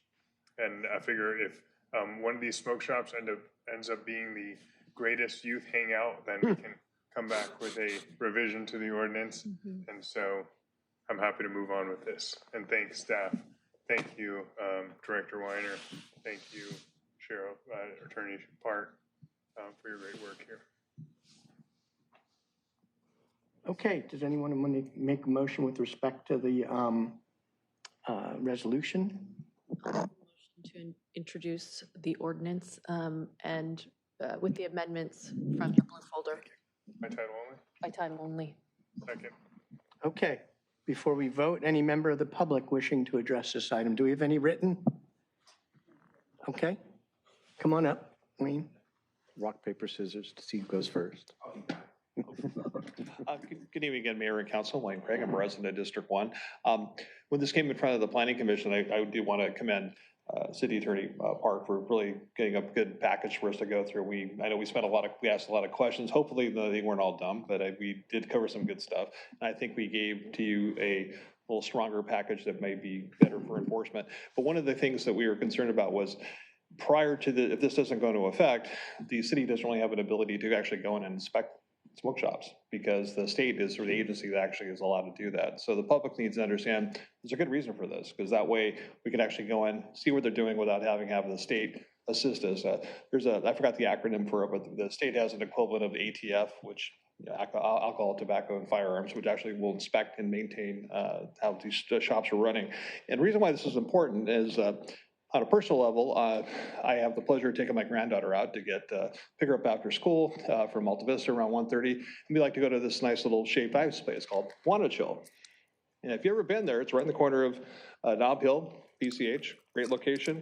They got a special, there's about 20 different kids running around, 7 years old, getting shaved ice and stuff. Now, here's a picture of the building. Now, if I go out a little bit, what's that right next door? A smoke shop. Right there. Now, I'm there hanging out with a couple of the parents that were talking away, and all of a sudden, what's that smell? A lot of tobacco, and then, wow, what's that smell? Cannabis, a lot of it. So it's hope that we can get this ordinance in place, so maybe you can pop in there, see what's going on. Because, again, I have a pretty good sense of smell, but I got to tell you, all the parents and I were sitting there going, wow, this is just not good. Literally 5 feet from the front door of a place where there's about a dozen kids playing around, 7 years old, smelling cannabis, blowing right in their faces. So I hope we can get this thing going so we could check on this and make sure that we can have them perhaps be more compliant with our local ordinance. Thank you. Thank you. Anyone else? Whatever smoke shop that is, definitely go and check them out. My name's Jerome. I own Sandbox Smoke Shop. I don't do any foolery or anything like that. I appreciate you guys trying to progress on this. I do feel like there's too many smoke shops. I do feel like there's a lot of stuff that shouldn't happen. I am one that actually treated in a profession that we are dealing with adults. Definitely ID and things like that. I did get the ordinance or things before. I know it's not official, but I did get the forms, and I do know that there should be nothing shown like that, and there are a lot of shops that do put things out on, layman's terms, Front Street, and it shouldn't be that way. I do feel like that. I am here to just make sure whatever we do, we just move the process along. I'm not a big fan of the industry, and I've been trying to get out since April. I'm down $250,000 right now, and I actually documented. I went through it with my accountant because I've been trying to sell since April. I'm over the industry. When I was young, it was cool, it was fun, but I've gotten burglarized in this city 7 times. I just got burglarized maybe a week and a half ago, and it happened so consistently. And everyone says, talk to the police, talk to this. I know the police out there. I know all the police now. I shouldn't have to. I should be able to sell. That's one thing. But the second thing is, let's make the city safe. I do love the city of Redondo. It's been one of my favorite places. And I'm from San Fernando Valley. I live in Calabasas now. But I do love this city, and I do love what you guys are doing. But if we could, please let me get out of this chokehold, please, if we can.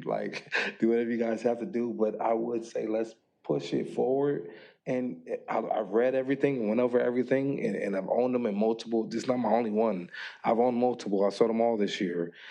Everything that I looked at and had my lawyers look at, it looks really amazing. It looks amazing. I can't say you guys are doing everything you guys have put in there. Whoever wrote it up, you guys know what you're doing. You're on top of it. And definitely the ones that you are getting weird stuff from, you can find. Majority of smoke shops don't play by the law. They don't. There's a lot of people that's shady in this industry. I do understand that, but what sucks is the ones that try and do things right and get punished for it. That sucks. And how you guys are writing it, I do feel like you guys are protecting the good ones. Watch out for the bad ones. Yes, sir. What are they stealing when they're breaking in 7 times? What are they stealing from your shop? everything that's in the front of the store. They don't go to the back of the store. They don't go in my safe. But you got to realize in majority of businesses, everything's right there in the front. So they just walk in and in and out. They're out 4 or 5 minutes. 4 or 5 minutes. The last time they went in with 4 guys, the time before that, it was 11 guys inside the store. And by the time I call the police and try and get some help, and everyone says do that and get some help, sorry, I'm looking at the cameras. I'm calling the police and everyone can come. By the time you come, they're in for 4 or 5 minutes. It's ADT calls me. That's about a minute. By the time I call the police and confirm it, that's about 2 minutes for a cop to drive over. No, we got a drone. Drone will go out there and get Drone to get footage, but the cars they run. And then sometimes I understand, like the police, you don't want to drive recklessly and have that person chase that person, have that person kill someone else. So they kind of like, I don't want to say let them go, but kind of let them go, and I can understand it. But I mean, at the least, the cheapest time is probably $10K.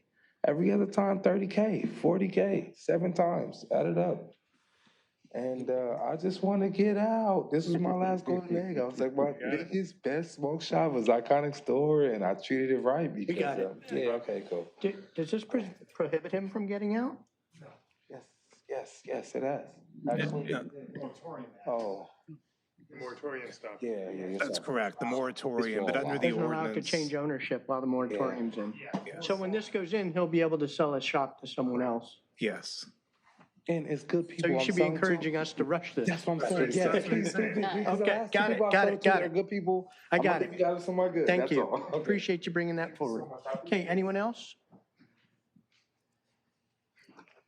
Hey guys, Jacob Shetter, I own Smoke and Fire Hookah on Torrance Boulevard. I just wanted to clarify that the ordinance had hookah lounges and smokers lounges exempt still in the way that you guys are gonna pass it. I read it online. I don't know if that's the most updated version of it though. It had hookah lounges exempt from this certain ordinance. And then the hours restrictions until 9 p.m. They were saying that tobacco shops and smoke shops were supposed to close by 9 p.m. Was that still in the ordinance as well? No, so those were removed in between versions, but there is a exception for hookah lounges. Okay, all right, cool. I totally agree with everything that I read on that. As long, like I said, I just want to operate my business and fully under the law, like completely. I've done it. I've been there for 10 years. I've been in Redondo Beach since '93, since I was born. And yeah, I just would hate to have to close my shop at the end of the year. That's all. So thanks, guys. Great. Okay. Anyone else? Anyone online? I have none online or no comments for this item. Okay, so we have a motion on the floor. Can I get a motion to close the public hearing? So moved. Second. All for it? Aye. Okay, so the hearing's closed. Now we're going to take a vote on the motion to introduce the ordinance by title only. With the amendments from the blue folder. Yes, with the amendments from the blue folder. So all for? Aye. Okay, motion carries unanimously. Introduction by title only, ordinance number 3310-25. An ordinance of the City Council, City of Redondo Beach, California, amending Title 10, Chapter 2, Article 1 to the added sections of 10-2.402A, 167.5, amending Title 10, Chapter 5, Article 1, Section 10-5.402A, amending Title 10, Chapter 2, Article 4 to add sections 10-2.1641, amending Title 10, Chapter 5, Article 4 to add sections 10-5.1639, amending Title 10, Chapter 2, Article 4, Section 10-2.1626B, amending Title 10, Chapter 5, Article 4, Section 10-5.1626B, amending Title 1, Chapter 2, Section 1-2.03, amending Title 5, Chapter 9, Article 2, Section 5-9.204A4, pertaining to the zoning, regulation, and enforcement of smoke shops and tobacco sales. Thank you. Okay, thank you. So next we're going to L3. This is a public hearing for introduction and first reading of several ordinances that amend our zoning code that defines when we put P in a table, which stands for permitted. That means permitted by right and details, adds details to that. And this is per request of the HCD. housing and community development at the state level. So with that, can I get a motion to open the public hearing? Second. Okay, we have a motion, a second, all four? Aye. Okay, Councilmember Barrett absent, 4 votes for. Okay, so we're open on the public hearing. You have the floor. All right. Thank you, Mayor, members of the City Council. Sean Scully, Planning Manager. So this item before you tonight, as the mayor stipulated, is coming from Housing and Community Development from the state. And I've just got a few slides that kind of get us how we got here and why HCD has identified this as something that we need to do. And it's a proposal to add a definition for permitted by right in the city's zoning ordinance and zoning ordinance for the coastal zone. So it started with our housing element. We adopted that back in 2022, submitted it to HCD. Later, on September 1st, they issued their certification letter. In that letter, they also added or included provisions for the implementation of the housing element. So all the zoning changes we needed to do for the housing sites and to implement the housing programs. So we skip forward a couple years to about a year ago today, the council adopted all the amendments to the general plan, the local coastal program, and the zoning ordinance and zoning ordinance for the coastal zone to implement the city's housing sites. So the zone changes we did for the housing sites, as well as all the amendments to the zoning ordinance to implement the housing programs.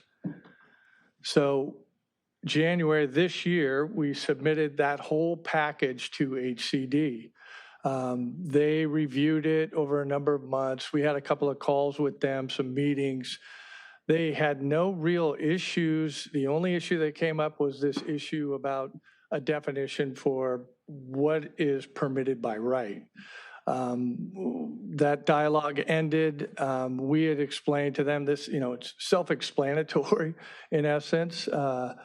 And then they issued this letter, August 27th, called a Letter of Technical Assistance. And after their complete review of all of our amendments implementing the housing element, that was the only issue that they had. They said, we'd like to remove any ambiguity with respect to ministerial approvals for future housing projects. So here we are with a definition. In the letter, they also cited a particular code section, state code section that we reference in the proposed definition as well. And this is the proposed definition.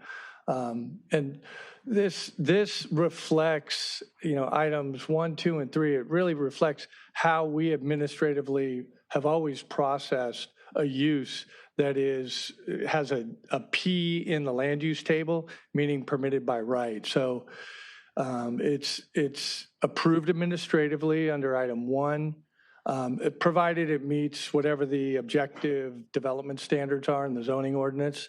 And then number 2, it doesn't require a conditional use permit, administrative use permit, a planned unit development permit, or any other discretionary entitlement. And then 3, it's typically exempted from CEQA. So we have provided or come up with this definition, and that's the item before you tonight. We also, just as an additional note, we've sent this definition to HCD twice now, maybe even 3 times, and they have no comment. So we haven't gotten a response from them. But this hits all the items that they had identified in that letter. So with that, we're requesting that the council open the public hearing, close the public hearing and deliberate, and then introduce the following ordinances and the resolution. So we have the zoning ordinance, and then the zoning ordinance for the coastal zone, and then we have the resolution requesting the council forward the amendment to the zoning ordinance for the coastal zone to the Coastal Commission. And that concludes staff's presentation, and we're available for any questions. Thank you. This permitted by right only applies to housing? No, it's all whatever. So for every zone category that we have, there's a table, a land use table, and it identifies all the uses in that zone, and wherever there's a P, that's where this permitted by right definition applies.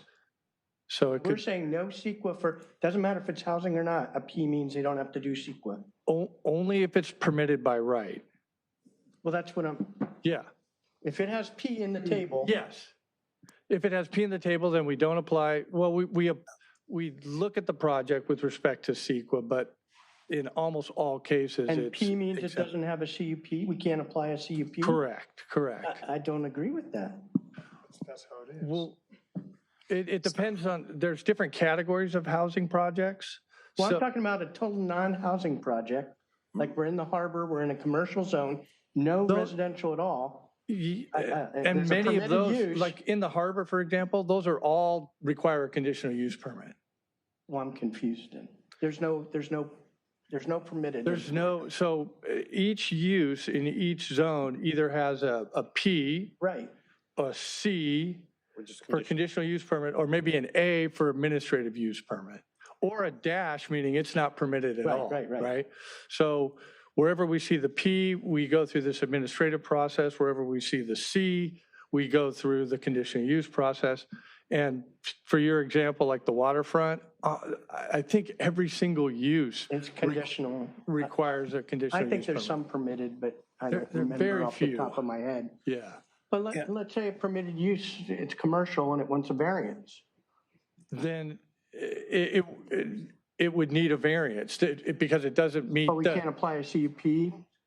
No, it would just be a variance for that. Yeah, it would just be a variance. And then getting back to the question about CEQA, CEQA only applies to projects that involve discretion. So if it's permitted by right, it's not subject to CEQA, and that's state law and for all different types of projects. So I think if I understand you correctly, Mayor, I think a variance would be like, let's say you want a relief from a setback requirement. That doesn't affect the use. That has nothing to do with the use. No, but it could increase the intensity of use that drives more traffic or more parking requirements. And if you notice the item 1, in order for it to be permitted and processed administratively, it has to meet the objective standards, and a variance doesn't meet it. So then it becomes discretionary. Okay. I mean, I'd rather have this just apply to housing, but, because they're the ones driving it. I think the key aspect about this ordinance is it really codifies what the current practice is and what's common practice, that almost every city has these land use tables and they use P, which means permitted by right. This is just defining it, but it reflects the way it's applied currently and historically. Okay. Anyone else have questions for staff? Looks like nobody. Anyone from the public wish to address this item? Anyone online? Okay, can I get a motion to close the public hearing? Second. Okay, motion and a second. I'll say Councilmember Waller seconded. All for it? Aye. Okay, motion carries unanimously. Now I'll take a motion to introduce the ordinances by title only and to adopt by title only resolution submitting the ordinance related to the coastal zone to the Coastal Commission. So moved. Second. Okay, we have a motion and a second. All for it? Aye. Motion carries unanimously. Introduction by title only, ordinance number 3308-25, an ordinance of the City Council, City of Redondo Beach, California, amending Title 10, Chapter 2, Article 1, Section 10-2.402A 135.5 of the Redondo Beach Municipal Code pertaining to the definition of P permitted by right in the city's various specified zones and procedures, and determining such amendments as exempt from the California Environmental Quality Act. Introduction by title only, ordinance number 3309-25, an ordinance of the City Council, City of Redondo Beach, California, amending Title 10, Chapter 5, Article 1, Section 10-5.402A of the Redondo Beach Municipal Code pertaining to the definition of P permitted by right in the city's various specified zones and procedures, and determining such amendment as exempt from the California Environmental Quality Act. adopt by title only resolution number CC-2511-090, a resolution City Council City of Redondo Beach, California, forwarding to the requesting certification by the California Coastal Commission of amendments to Title 10, Chapter 5, Coastal Land Use Plan Implementing Ordinance, Article 1, Section 10-5.402A of the Redondo Beach Municipal Code pertaining to the definition of P permitted by rights in the city's various specified zones and procedures, which is intended to be carried out in a manner fully in conformity with the Coastal Act, and providing that the amendments to the city's local coastal program will take effect automatically upon Coastal Commission approval pursuant to Public Resources Code Section 30514 and Title 14, Section 13551 of the California Code of Regulations. Thank you. Okay. I think we need longer titles from now on. Okay, thank you. Let's see, we have no items M continued from previous agendas, so we'll jump to N1, discussion and possible action on the transient occupancy tax, and considering the process to consider increasing the rate, the TOT rate.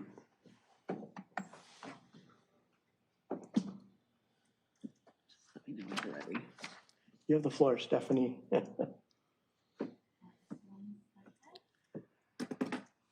don't think your mic's on. Okay, there you go. PowerPoint going. PowerPoint's on. 1 second. Okay. I think she might be running. Okay. There you go. Good evening, Mayor and council members. We're here to bring forward our requested item on the transient occupancy tax. As you'll recall from previous meetings, council had expressed interest in hearing some additional background on this topic, including potential options to adjust the tax rate. So we'll just go over at a high level some of the items we shared in the report. We'll look at a TOT rate comparison with some of the surrounding areas, some options for TOT rate adjustment, briefly discuss some of the potential impacts to our hotels here in the city, and give you an overview of what the process would look like moving forward if you do direct us to take action on this topic. So just as a comparison, you can read what's in the table here, but Redondo Beach at 12%, our current rate is among the lowest in our area, and particularly if you look at some of our coastal cities, and that's including with our 1% assessment for our tourism district. I didn't include this on this slide because it's very busy, but the city did last increase this rate back in 2005, which is also among the longest period that some of the cities have gone without adjusting our rate. Yes, Freely, just to, so I understand, ours is effectively 13%, or is it 12? It's effectively 13%. So if you're a visitor, you pay the 12% rate and you pay the 1%. Okay. And there's also a 0.195% that the state assesses. I did not include this in table because it applies broadly and it's not in our. But that state assessment is only, I think, over on hotels that do over a certain dollar amount of revenue. So the larger hotels, not the smaller. I believe so. Right. Yes. Okay. And so all these other ones, when we read like Santa Monica's 15, it's plus 2.220. Exactly. Or 2%.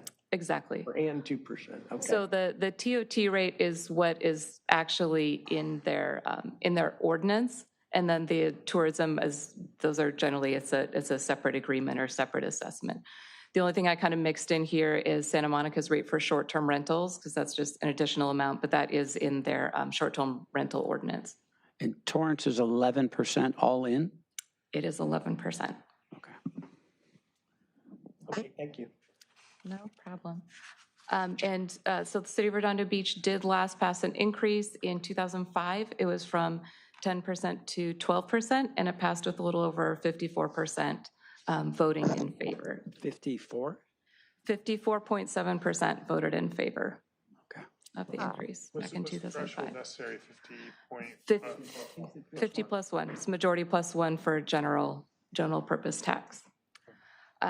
So the council had asked us to look into some options for adjusting the TOT rate. This would include potential exemptions or carve-outs. including for newly opened hotels or for new development. What we found in looking at other city ordinances was that cities do establish, as you've seen, different rates for different hotels. What I saw most commonly is for different numbers, different size of hotels. So with different higher room rates or a larger number of hotel rooms.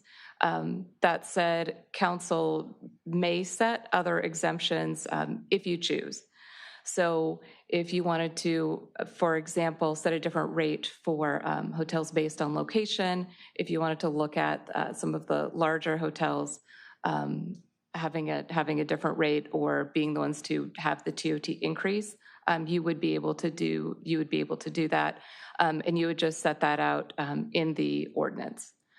I think if council was to direct us to move in that direction, we would do some additional research for the specific direction that you give us, including consideration of what those potential impacts would be to the city's revenue and just to applying that administratively. Other options that council has are to set an effective date for the tax rate. So councils, you can set this basically at any time you would like. Working together with the hotel industry, cities generally like to give hotels some time to incorporate the rate into their planning. So again, if council, chose to set the rate at a slightly later date or, even pause or extend the effective date, this is something that you could do. You could also ask for voter authorization for a rate up to a certain amount, and this is what council last did in 2005. The question on the ballot asked for authority to increase the rate up to 12%, and council then reconvened following the election and set the rate. Now, when we do this vote, does that have to include the portion that would go to the Visitors Bureau as well? It does not, no. So that's a separate process. So we could raise ours to 14 or 15% and say the Visitor Bureau gets 10%, and that's not part of the vote. So the assessment rate that the Visitors Bureau charges and is a separate process. So that does not need to go to the voters. No. Okay. It's a self-assessment It's by an the assessment. hoteliers themselves, governed by the city. The council controls the initial parameters for that, allowed an up to 2% self-assessment. The council authorized 1%, and that's So we what's, already have leeway. yes, you have leeway currently, and it's an administrative All we're action. talking about is increasing the TOT, the city's portion of taxes. This is a tax. What the hoteliers It's an for the assessment. TID is a fee, it's not a tax. Okay. Yeah. We also did a little bit of research on potential impacts to our city's hotels and shared a selection of some of that research with you along with the report. Generally, what we've gathered from the research is that most show a fairly limited impact from a TOT rate increase, but that the impact does depend on basically the elasticity of demand for that particular market. And also on market conditions. We did identify one study that said this rate increase could more strongly impact group travel, as that tends to have a bit more flexibility, where individual travel is more based on place. You want to go to a certain place, and thus your demand is a bit less elastic. We also gathered from this that demand generally can obviously impact this. So again, weak demand for tourism generally will make people more price conscious and could again make this have a greater impact on the hotels than it would normally. There are a few ways that cities mitigate some of this impact. One again is just timing the effective date of the increase. We saw a few places during COVID that city councils voted to postpone a rate increase or to give hotels kind of a holiday on paying the increase, or just to give hotels time to absorb it. And then finally, some cities do direct some of the revenue from the tax to supporting the hotel industry. As part of looking at our hotel impacts, we did reach out to our Redondo Beach Tourism Marketing District. And Becca's here this evening, so she can share her comments as well. But overall, to get their feedback, they do not oppose a TOT increase. I think this is something we've discussed kind of on and off the last year or two. They would recommend respectfully a 1% increase to their rate. And this would, again, as cited by the research and other cities have done this, would help them to increase their marketing and do other things to compensate for any potential loss. They did also express some concern with the state of demand in the market currently. I think that is not specific to the South Bay. I think that's kind of, industry-wide, but wanted to share that as well. And then we did receive an additional several comments, one of which we included as a blue folder item. Another I did not get in time to add as a blue folder, but can share with the council as well. And both expressed that support for an increase to their assessment and some concern that increase to 14% of the TOT rate alone would not leave sufficient room for the marketing district increase without kind of putting Redondo Beach outside of the kind of 15% range where a lot of our neighboring cities are. We also wanted to talk a little bit about the process with any tax, any item going to the voters. City could consider polling to gauge potential resident response. That would cost the city money, obviously, and will take a little bit of time. We estimated it could cost up to $30,000 to conduct a poll. We did want to point out that TOT measures tend to pass at a fairly high rate. And this is these are the numbers from the last several years of these measures across the state of California. Is that if I may, Mayor, quickly, is that the average passage rate, or is that the highest passage rate in the fourth column? It is just literally the 23 divided by 28. It's the percentage of the measures that passed. But not the percentage by which they passed, to the point raised earlier by the council. Hey, how close is this? Because that do we have any idea as to what the passage percentage was on, for example, year 2024? That's a great question. We can easily find that for you. Easily, okay. Yes, very, very easily. From my review of all of them, they tend to pass by a larger margin than the 54%. That actually we did in Redondo last time. Okay. So if you could provide that, we'd love to do it now. Thank you. Yeah. Thank you, Mayor. Happy to do that. And these actually, 82% of the measures passed. The lowest total percent that passed at 73%, 2022. In each of these years, the rates were actually dragged down by some measure that a city combined with 3 other tax measures or did something else with. So this is actually even a bit artificially lower than we may see in other years. In terms of a timeline, the nearest election at which the city could put this on the ballot would be the June 2nd, 2026 statewide primary. To get to that date, we would actually need to work fairly quickly.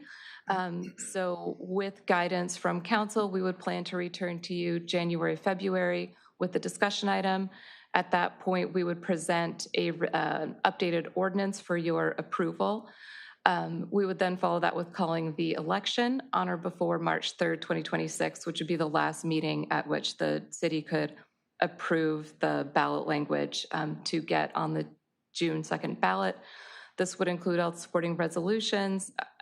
We would ask council to select someone to create the arguments in favor and rebuttal if that is necessary.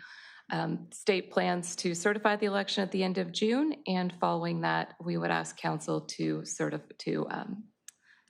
the effective date and or tax rate. So our actions for you this evening, first is to receive and file the report information that we've shared with you, and then direct staff regarding next steps. This could include additional outreach to our businesses. It could include additional research on any of the options that you've expressed interest in and we've shared with you. Or you could direct staff just to prepare the supporting documentation to move forward with a 14% increase to put on the ballot. That's the end of our presentation. Okay, thank you. Councilmember Waller. Some of these questions might be for the Tourism and Marketing District as well. But you know, I'll start with my comments, then I'll ask my question. Some of my thoughts on it, I definitely agree with their comment that a 2% TOT increase and a 1% increase to the marketing district, I think would be excessive. But I guess perhaps we can have Ms. Elder come up. Asking for a 1% increase is doubling the revenue. So what is it that the district will be doing with that extra money, and how will that help impact revenue to the city? Because we're doing this partly to increase revenue. And so if we're going to say we're going to give you a percent instead of having the city get it, or is a 0.5% reasonable instead of a full percent? So I'd like to hear a little bit from what you would be doing. Yes, thank you. Good evening. Happy to speak about it. Rebecca Elder. I'm the chair and founder of Redondo Beach Tourism. I'm also employed by Noble House, which owns the Portofino Hotel. So currently, the marketing district has had a budget of about $725K, and that's remained relatively flat since we started 5 years ago. So we've not had any assessment increase, nor have we garnered additional TOT, but we've accomplished a number of objectives, including getting more coverage for Redondo Beach. So what we face as challenges for Redondo Beach is that guests who aren't familiar, who are maybe coming to the Los Angeles area, don't know where Redondo Beach is.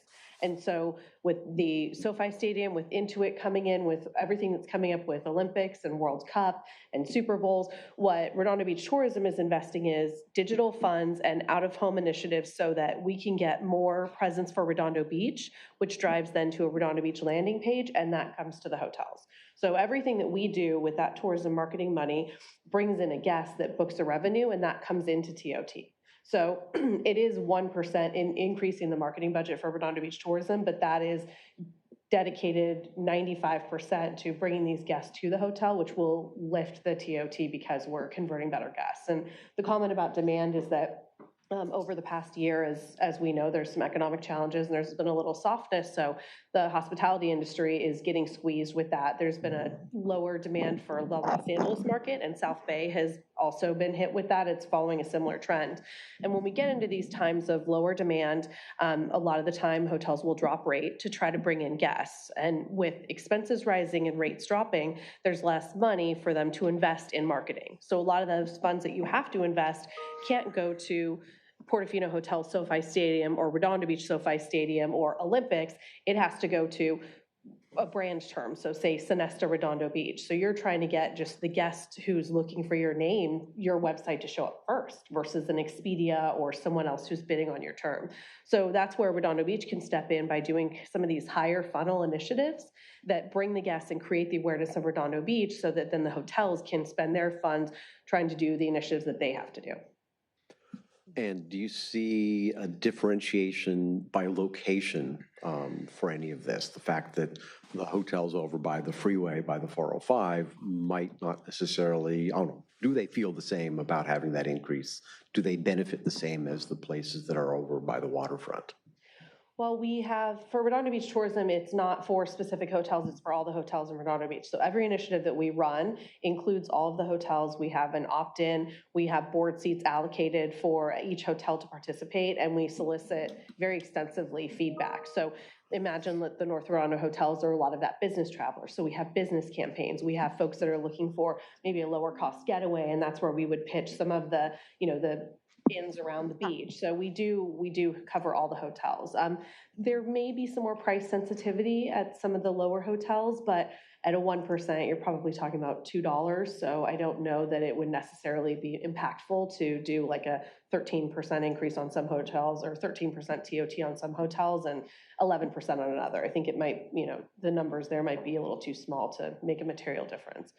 But on the other side, if you were to look at us having a 15% tax rate versus 16%, that's where you can have group impacts, and you could also look in competitive within the greater market. So if I don't know Redondo Beach and I just look up beaches in LA on Expedia, everybody's going to return, and their price, including tax, is going to return.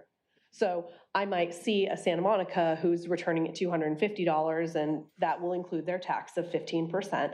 And I might then see Redondo Beach returning at $220, and that will include our tax. So the more we increase those tax rates, the kind of differential you shrink between our hotels and other cities, who then in a Santa Monica example, they benefit from obviously having that name, whereas we are a little more unknown, and that's kind of where we've worked towards for this time with RBT. All right. Thank you. That's my questions for at the moment. Okay, Councilmember Obaji. So this is kind of a question for both. If we have control to increase the tourism district's assessment from 1% up to 2%, we could just say next week start collecting 1.25%, right, for the tourism district, or no? No, there's a sequence to that. I believe there's a cycle, and there's a period of time where there's notification to the involved parties. It's much like the bid process in the association when we do assessments. I believe, in fact, that window may have already passed for the 2026 calendar year. It would actually have to be almost a year from now, or a little short of a year from now, for us to initiate that change. But we can sequence any derivation of amounts up to 2%. And one thing to note is you can increase it, and then you can reduce it as well. The council has full discretion on that. So I wonder about that. Do you say your budget is $750,000 a year? It's been approximately 725, about yeah. that. Okay. So could we do that? Start the next time we have an opportunity, maybe move up to 1.5 or 1.25, see whether it's generating, what kind of increase it's generating in hotel stays in Redondo Beach, and then kind of move from there, whatever we decide to do with the TOT. Yeah, absolutely. You can do that. You can do a phased approach, and you can analyze it. With our market district plan for Redondo Beach tourism, as Mike had said, we have to do it at a specific time period. So it has to happen before the end of our fiscal year, which is in September. And so we wouldn't be able to change it mid-year. So if we were to do a 0.5% or a 0.25, we'd have to go a full year, which would then put us, we're going into 26, which would then put us at 27. And I think if you're going to increase, the best use of the funds would be to put it in place sooner rather than later, because the closer you get to the Olympics, the more expensive that's going to get. So you want to start bidding on some of these so far into it. Right. Yes. Yeah. So we're kind of disempowered now to be able to do anything to influence the marketing for the Olympics, for example, relative to the tourism district. No, not at this point, because because if we were to pass it, it would pass in September of 2016, and Olympics doesn't start until 2018. Okay. But if you were 26, yeah, September 26. Right. We would. It'll start to be imposed. Yeah. Yes. You would take the action. I don't know if imposition rolls calendar year, if it would begin in October. It might actually. Fiscal, but I can Yeah, check. but it would be next September when you'd have that opportunity. Okay.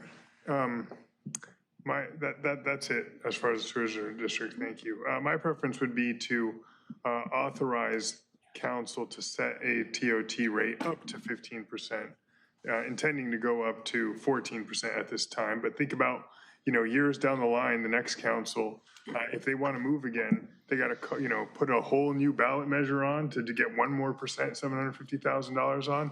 I think it costs us to add on to to a statewide ballot, what, 80,000 per measure, something like that? A little bit more than that. More than that? Well, if we do it, it's, what did I quote? No, but it's got to be part of the statewide. Oh, yeah, sorry, it's got to be with them, yeah, so 230. 230, right, $230,000 to get an additional $750,000 doesn't seem like a bright move. I do think that we need to keep, for the reasons you stated, Ms. Elder, under 15% total to keep competitive with neighboring cities, but those are my 2 cents. Thanks. Thank you. Let's see, Councilmember Castle. Just a couple of things. One, on the tourism board, I looked at, our let's call it 7.25, so 750,000. Torrance spends about $875 per year in their tourism board. So they're, spending a similar size amount of money, and they have twice the population that Redondo does. So I would like to see, in terms of discussing an increase of the 1%, if there's some way we can measure like the return on investment of the marketing dollars that we're paying for the hotels. And then my second question is, and it may be too soon, but we recently upped our enforcement of our short-term rental ban. And I was wondering if the hotels have seen any impact of that in terms of, additional occupancy over probably the last month or so. It might be too soon to. Yeah, it's difficult to take your first question about what the TMD has been able to do. We present an annual report to the city each year, so that is we just submitted and that'll be filed. So we're presenting that I think on December 2nd. Okay. So you have all the key statistics. But if you're interested, it's on our website and it's in the archives. If you wanted to see, there's a few different ways that you can measure the traffic. We have what have we paid for directly in terms of impressions, what's been shown. We have what traffic we've driven to which sites. We have dollars that we've paid if it was like an Expedia campaign where we paid for it and then we saw a return. So we do have that information available if you'd like to look at it. As far as the short term, it's too hard to say within 1 month, I think. We would need to understand, and I'm sure the city could do this for you, but we need to understand kind of what the parameters were around that to then extrapolate that over to the hotel side. Impact. Because there's other macro issues, right? October demand naturally drives down in November, December, so I wouldn't want to misattribute that because that's the kind of the cycle anyway. Okay, all right, thank you. Sure. And then just in general, I did a little bit more research, but looking at the resort fees of the hotels down at the waterfront, the Portofino, Sonesta, Shade, they have resort fees of around $40 to $45, but also parking is $40 to $45. So I thought that was something interesting. And the extra 2% would add probably $5 per night. So that's a small dollar amount in comparison to the extra fees that they pay. And then I also looked at the Hilton and the Residence Inn on Marine Avenue. Their daily rates are much lower, about $170, so they would pay about an extra $3 per day, but they also charge for parking, $20 to $25. So I think overall, and looking on Expedia, that was one of the sites that I checked, just to see the pricing of our hotels. Some of our hotels were priced much lower than the neighboring cities, including Lawndale and Torrance. So even though we are upping our rates, there are other cities that have higher rates with lower taxes. So I think there's room for us to increase the 2%. All right, thank you. Thank you. Councilmember Barrett. Thank you, Mayor. Good report. The Marine Avenue hotels, the 3 Marine Avenue hotels, they were once a big driver of TOT for the city. There have been struggles with them over recent years. Have you heard back from them yet? There's a note in the report. Has that happened? If not. Did you hear anything from Derek? I did not hear from Brad. We did not hear anything back from them on this specific issue. All right. Nope. And you'll follow up, and I ask because I'd like to hear from perhaps others on the council would like to hear before we do this. Hey, and you, of course, as the finance director, will kick the tires on the information as you have. Will this help drive more TOT? Would they welcome this? Hey, this is what we're looking for. Would it hurt them? I know they've been doing a lot of refresh, and they are franchisees. There are 3 of them. I don't want to be the straw that broke the camel's back on this. So to get that feedback, to get that information, so we as a council can consider it as part of this decision, And I think the point was made by Councilmember Waller and others. It's a different stock, if you will. They're kind of a 405 corridor property. And so they have different issues, different challenges that I'd want to hear about. And sounds like we'll be able to do that. Yeah, we've reached out. They owe us some additional information on another matter, so we will be talking to them one way or the other. But certainly whenever we bring this back in whatever form or fashion, we'll have that response for you. Okay. The other item, I see it as a concern, but also an opportunity, is the South Bay Social District, the Galleria. One of the anchor projects of that development is a hotel. And our mayor has spoken quite eloquently on the fact that housing is great. We are all in on affordable housing. The revenue for the city comes from commercial. A hotel would drive a lot of commercial revenue through TOT and the like. Long story short, and I've spoken a little bit with the development team over there. We don't want to create a situation where we increase the TOT and kind of scare away, if you will, a hotel that may have been placed there at that property. I know they're having some issues, just it's an objective public fact as to what's happening. Stephanie, you pointed out Torrance is at 11%. If we go to 14% for that particular property, is that just going to drive a hotelier literally across the street and then we lose the hotel?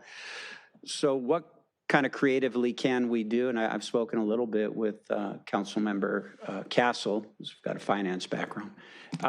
So option one would be, okay, for any new hotel development in the city, and this would go towards economic development, you get a 3-year reprieve on this, whatever increase may or may not be approved by the council on TOT. So, hey, you stay at 12% for 3 years or 5 years or 7. That's one option. Another option, which could help, is to give any new hotel, and I'm not talking about like a remodel, a refresh, but a brand new hotel in the city, encourage them by putting it into this ballot measure, this ordinance, if we go that direction. For the first 3 years, that additional 2% or 1% or whatever the TOT increase may be, you, new hotel, you get to keep that revenue stream, encourage that development, whether that, again, is for a short period of years or a longer term. That's something and it's mentioned in the report, you mentioned it tonight, I'd like to hear a little bit more about. One, just from a finance standpoint, and I think you said a little more research on how that may or may not be effective. And I think, but I don't know for sure if the city attorney wanted or needed to look at any legal issues associated with that. But big picture, that's something that is on my mind. How can we use this as an opportunity to develop and get a hotel, and not just at that location, but other locations in the city that have been discussed from time to time. So yeah, that could be something good. Lastly, Rebecca Elders here, a person of impeccable credentials and integrity. Thanks for making it. I'm intrigued by the RBT proposal. I think Councilmember Castle made a salient point, return on investment. There's only one pie here, so every piece of the pie has to go somewhere. So I want to hear more. I want to give more thought to whether and when, Councilmember Abaji's point, we could and would make sense to consider doing an RBT assessment, whether it's some percentage, 0.25%, full, whatever. I want to give that some serious thought. And hopefully I know I'll be able to review and get whatever metrics we need to take that into consideration. So anyway, those were just my 3 top of mind. Thank you, Mayor, for giving me the opportunity. Okay, Councilmember Abaji. Do you want to take public comment? You want a motion? Let's get a motion and then we'll take. All right, motion to direct staff to come back with a ballot measure to authorize the city council to raise the transient occupancy tax up to 15%. and to direct staff to bring a discussion at the next opportunity to consider a modification to the tourism assessment. And to receive and file the report. And receive and file the report. Can I just get a point of clarification from the city manager on that? If we raise up to 15%, do we need to say 14? I don't know how it worked the last time. When would we actually change the? Good question. It gives you all discretion to set the rate administratively by future action. So the up to is what ultimately the taxpayers would vote on, and then they would be authorizing the council to set the rate. I don't know if it's by resolution. I'm not sure what the structure is at that point, but ultimately you make that decision as a body at whatever sequence and time frame you wish. Okay. And I'll volunteer to be an author of the proponent statement.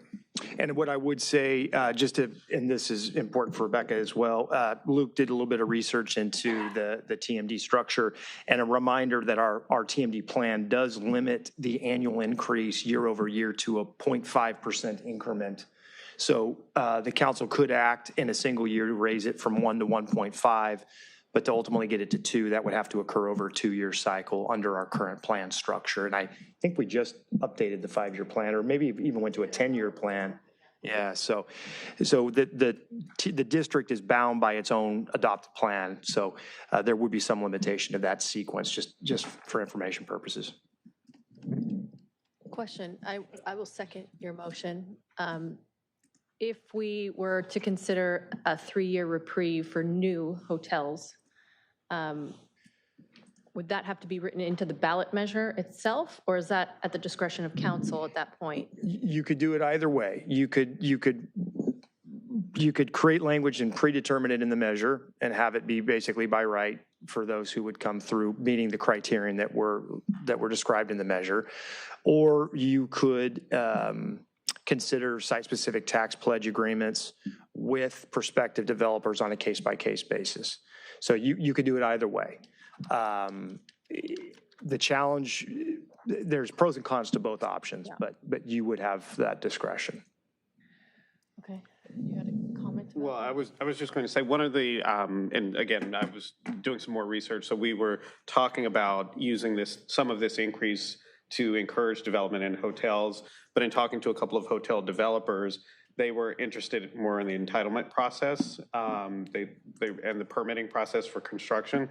So I want to do a little bit more research. So I think, yes, we're open to the percentage, but I think as part of getting this on the ballot, probably do the up to 15% and then come back with a package of incentives. Yeah, and there are other ways to incentivize hotel development. You could look at different fee structures, subsidized plan check review using the increased TOT. There are a number of tools that a city could deploy. But I will say site-specific tax pledge agreements, they can be complicated.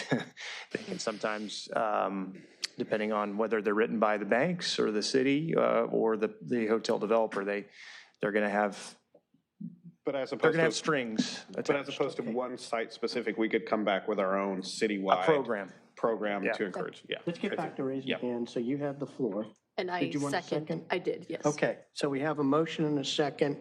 Councilmember Barrett. I'm just going to make a substitute motion pending public comment to come back with this additional information that we've discussed and continue the discussion at that time. We have time, it looks like, to put this on the June ordinance. This doesn't have to be done tonight. And just for me personally, I'm not comfortable signing off on this at this moment. So we're just providing direction. We're not signing off yet, though. Yeah. Can we do both? Can we march forward on this one and still come back with the data? Yes, you could direct us to prepare the ballot measures and the materials that would be requisite for us to move forward with placing on the June ballot and provide the additional information that the Councilmember Barrett requested. Can we combine that into one Or you can motion? sequence it. It's up to you. Would you be Sure, comfortable? please bring back additional information. Are you comfortable with that? And prepare the ordinance. Might as well get started. So you're good with jumping on board with these guys? Yeah, if we're not approving it tonight, we're coming back, we're going to. No, but rather than a substitute Yeah, motion. I'm fine. And If accepted by. Accepted. Both accept. All right. Yeah, and we're drafting the materials. I mean, you're not taking the action Right. tonight, clearly, so. Okay, so before we, any other substitute motions? Okay, so before we vote, any member of the public wish to address the council on this item?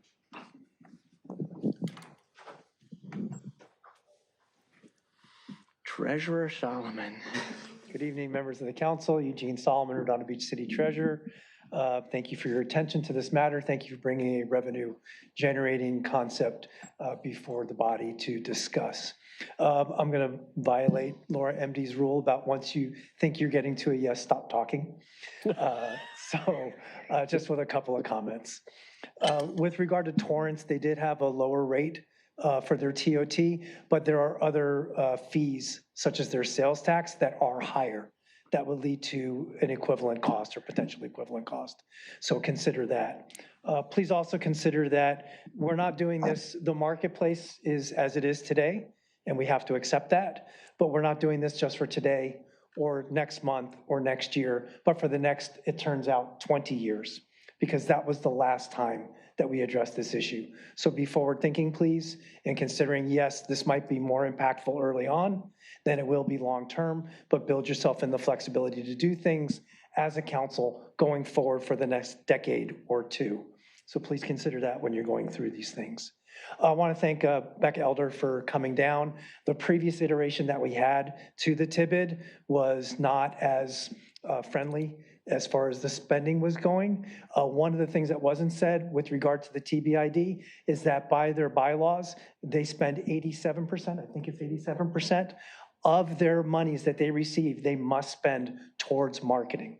So that money is generated towards promoting the city by their own bylaws. So it's a very valuable service that they provide, and encourage you to please heed that when going forward. Monies that are coming in are not going to anything or mostly anything other than promoting the city. When you talk about consumer elasticity and whether or not a consumer will absorb this cost, you're talking about discretionary versus non-discretionary spending. Staying at a hotel is non-discretionary spending. And as such, consumer behaviors, people are much more willing to spend more on non-discretionary spending when they're taking a trip, staying at hotels, vacationing. They tend to go ahead and absorb those costs. A few dollars per night, as Councilmember Castle pointed out, anywhere from say $2 to $5 per night is not typically going to dissuade that consumer behavior.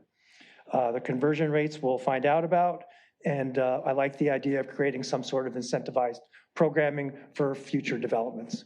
I thank you very much for your attention, and thank you again very much. I've been critical at times of the lack of revenue producing ideas, so thank you very much for bringing forward revenue producing ideas. So are you good with the motion that's on the floor? I'm very comfortable with that, yes, sir. Okay, thank you. Anyone else? Long time. Yes, it's been a while. This thing moves? It does, I think you're at the max height. There you go. Oh, okay, that's new. Yeah, it's been a long time. Ilya Klinger. So I remember a while back, we had a Olympic subcommittee, and one of the things that came out of that was designating Redondo Beach as the quintessential beach town, which is great for ceremonies and hotels. So that's something to look into. The other thing that we can promote the Olympics, and by the way, the World Cup that's coming in for our hotels, is providing transportation, because we're all locals, we live in LA, so for us it's not a confusing city to navigate. But if somebody drops off, somebody who is completely new to LA, it is a very confusing city to navigate. So providing transportation to and from the hotel, that would definitely help our hotels. And as Treasurer Solomon said, hotel spending is inelastic. I travel a lot, and so if I see good transportation, if I see a great location, I'm probably going to stay in a hotel, whether it costs $190 a night or $200 a night, especially when it's something like during the World Cup or the Olympics, and some of the games are going to be at the SoFi Stadium, so that's just something to consider. And I also agree with the motion, so thank you. Thank you. Anyone else in the audience? Anyone online? I have no one on e-comments or Zoom. Okay, Councilmember Obaji, you had a comment? Yeah, I just want to make a comment in response to Councilmember Barron's concerns.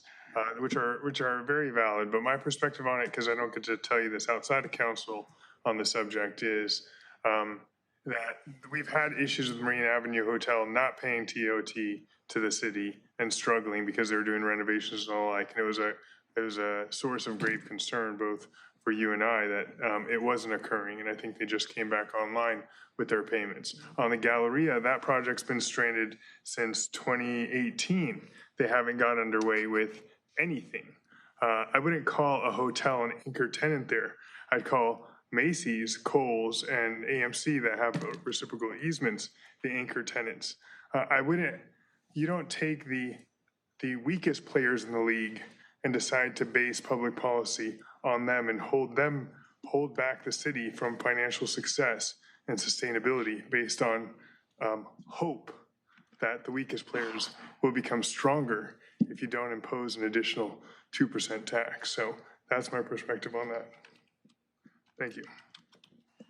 Okay, any other comments? Okay, I'll call the vote I then. have a quick question and comment, if I may. Stephanie, one thing that's come up, and we've heard about it from the Redondo Beach tourism folks, City of Los Angeles may be going to a $30 an hour rate for hotel workers.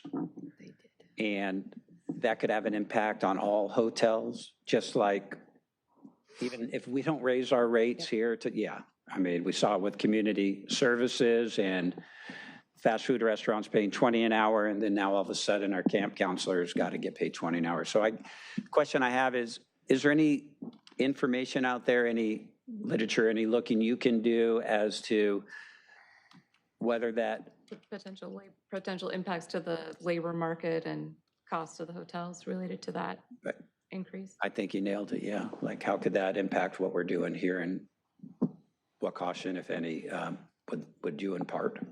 We can take a look. Okay, and fold that in as just part of bringing back more information. Yeah? Yeah. All right.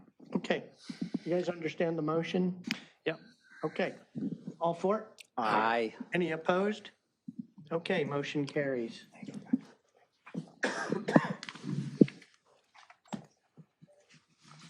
Okay, so I think our next thing is city manager items.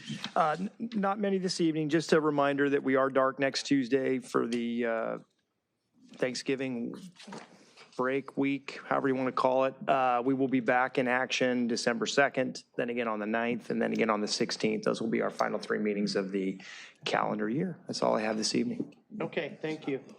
Let's see, jumping down to item Q, mayor and council referrals to staff. We'll start with Councilmember Barrett. I'm going to, if I may, pass it to Councilmember Obaji first. All right, so there's concern by the NRBBA about the banner program. I don't know if you got to catch up on those emails at all, Mr. City Manager, but basically the banners got put up by Public Works on Artesia Boulevard. And now there's concern through Waterfront Economic Development that they're not gonna be able to put up the holiday banners until January of next year, which would be totally antithetical to everything that they just designed. So that's all to say that if we need either an emergency meeting or an item on the December, first meeting in December to approve the banners going forward and getting printed and up. I have not heard that particular concern. I did direct Public Works because it became clearly the most cost-effective approach for us to install the banner brackets, to get them ready for installation. The idea was that the graphics and the banners themselves, whatever had been determined with the logo, as been described, was submitted to us for procurement with a recommended vendor. And as long as that met our purchasing policy, we could execute that fairly quickly. So I have not been told that there's any lag on the delivery of those banners, but I will certainly check into them. And if we need an item, I'm hoping we won't. I'll be looking for solutions that won't require that kind of an action. Okay. But if we need an item on December 2nd, we'll endeavor to do that. All right. Thank you. And just to put an even finer point on it, holiday banners for the holidays is the idea. I mean, what? It depends on what holiday you're speaking of. Right. There's always a holiday. Christmas in July. Your birthday. Oh, thank you. A lot of birthdays around here lately, so I think we already missed our window. So Anything else? Yeah, I have ideas, I have things that would be great in my mind, but I'm not going to make a referral at this time in light of everything that's going on, so I'll, Okay. thank you. Councilmember Baji, anything else? No, thank you. Councilmember Kalajerovich? Yes, I would like to have a discussion, have the Olympic Subcommittee bring what they've been learning and possible options for upcoming events. And this is a bit time sensitive given the World Cup is happening next summer. And that's why the urgency. And so there are some revenue generating options that we should be discussing, and I'd like to have that discussion. Yeah, there's a presentation from the Olympic Subcommittee, which also includes FIFA as well, or? No. Or no, just our group. Okay. Yeah, FIFA has nothing to do with this. No, I think that's a great idea. Come report, let us know what's going on. But we've been I know talking you- about yeah. some, What we yeah. can do. Okay. We'll have a FIFA video display and. Okay, yeah. Second, we need a vote, Mayor. There's a second. All for it? Aye. That's it. And nothing from me. Wait, was that it? That was it? What about your sign? The digital. No, I'm good. No, okay.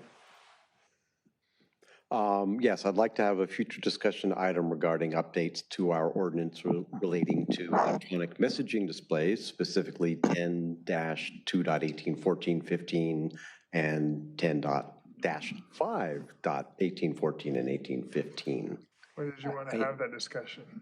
Yeah, I'd like to hold off on that for now because that was an item I think we just got through in part earlier. That's a kind of a potential big one. Well, there's two things. On the subcommittee for this, with the school district, they wanted some reciprocity on maybe at the Performing Arts Center, and we can't debate too much, but I wanted to give why this came up. So they wanted to put some stuff potentially on Performing Arts Center. We asked for reciprocity, put some stuff on their banner. Right now, the way the ordinance is written, there's nothing allowed.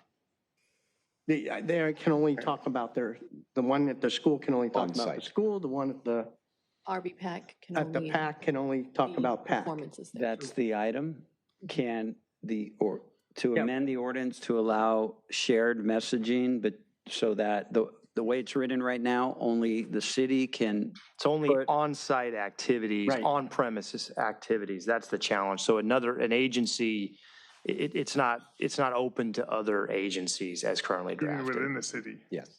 Right. Correct. And there's It's some other minor specific to, things. it's site-specific to the location of the marquee or electronic sign. More flexibility is what you're More saying. flexibility and allowing maybe colors to be used.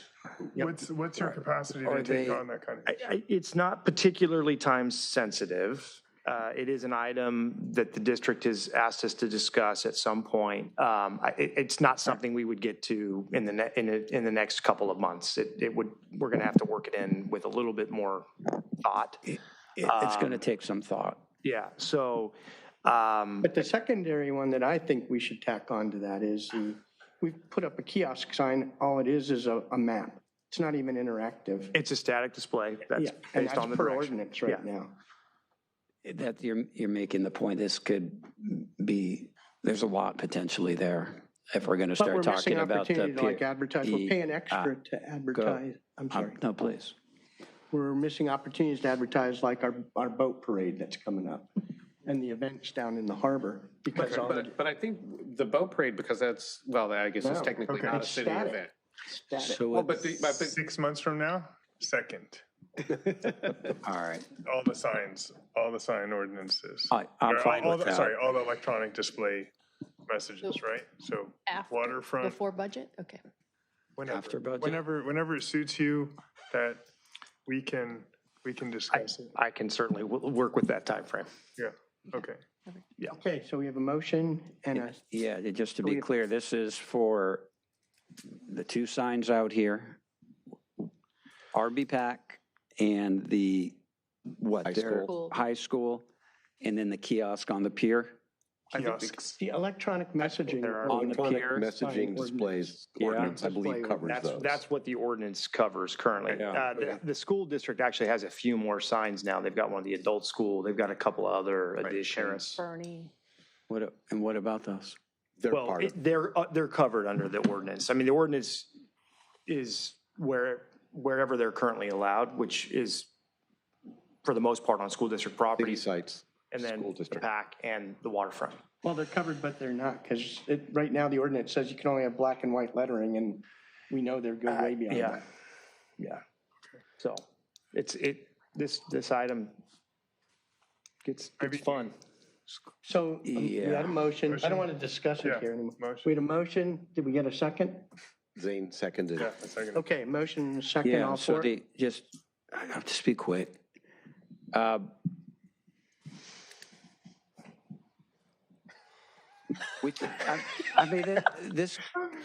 How discreet, are we talking about turning in the city of Inglewood, like the wow things everywhere? I'm just I trying think to. the motion is for a So discussion.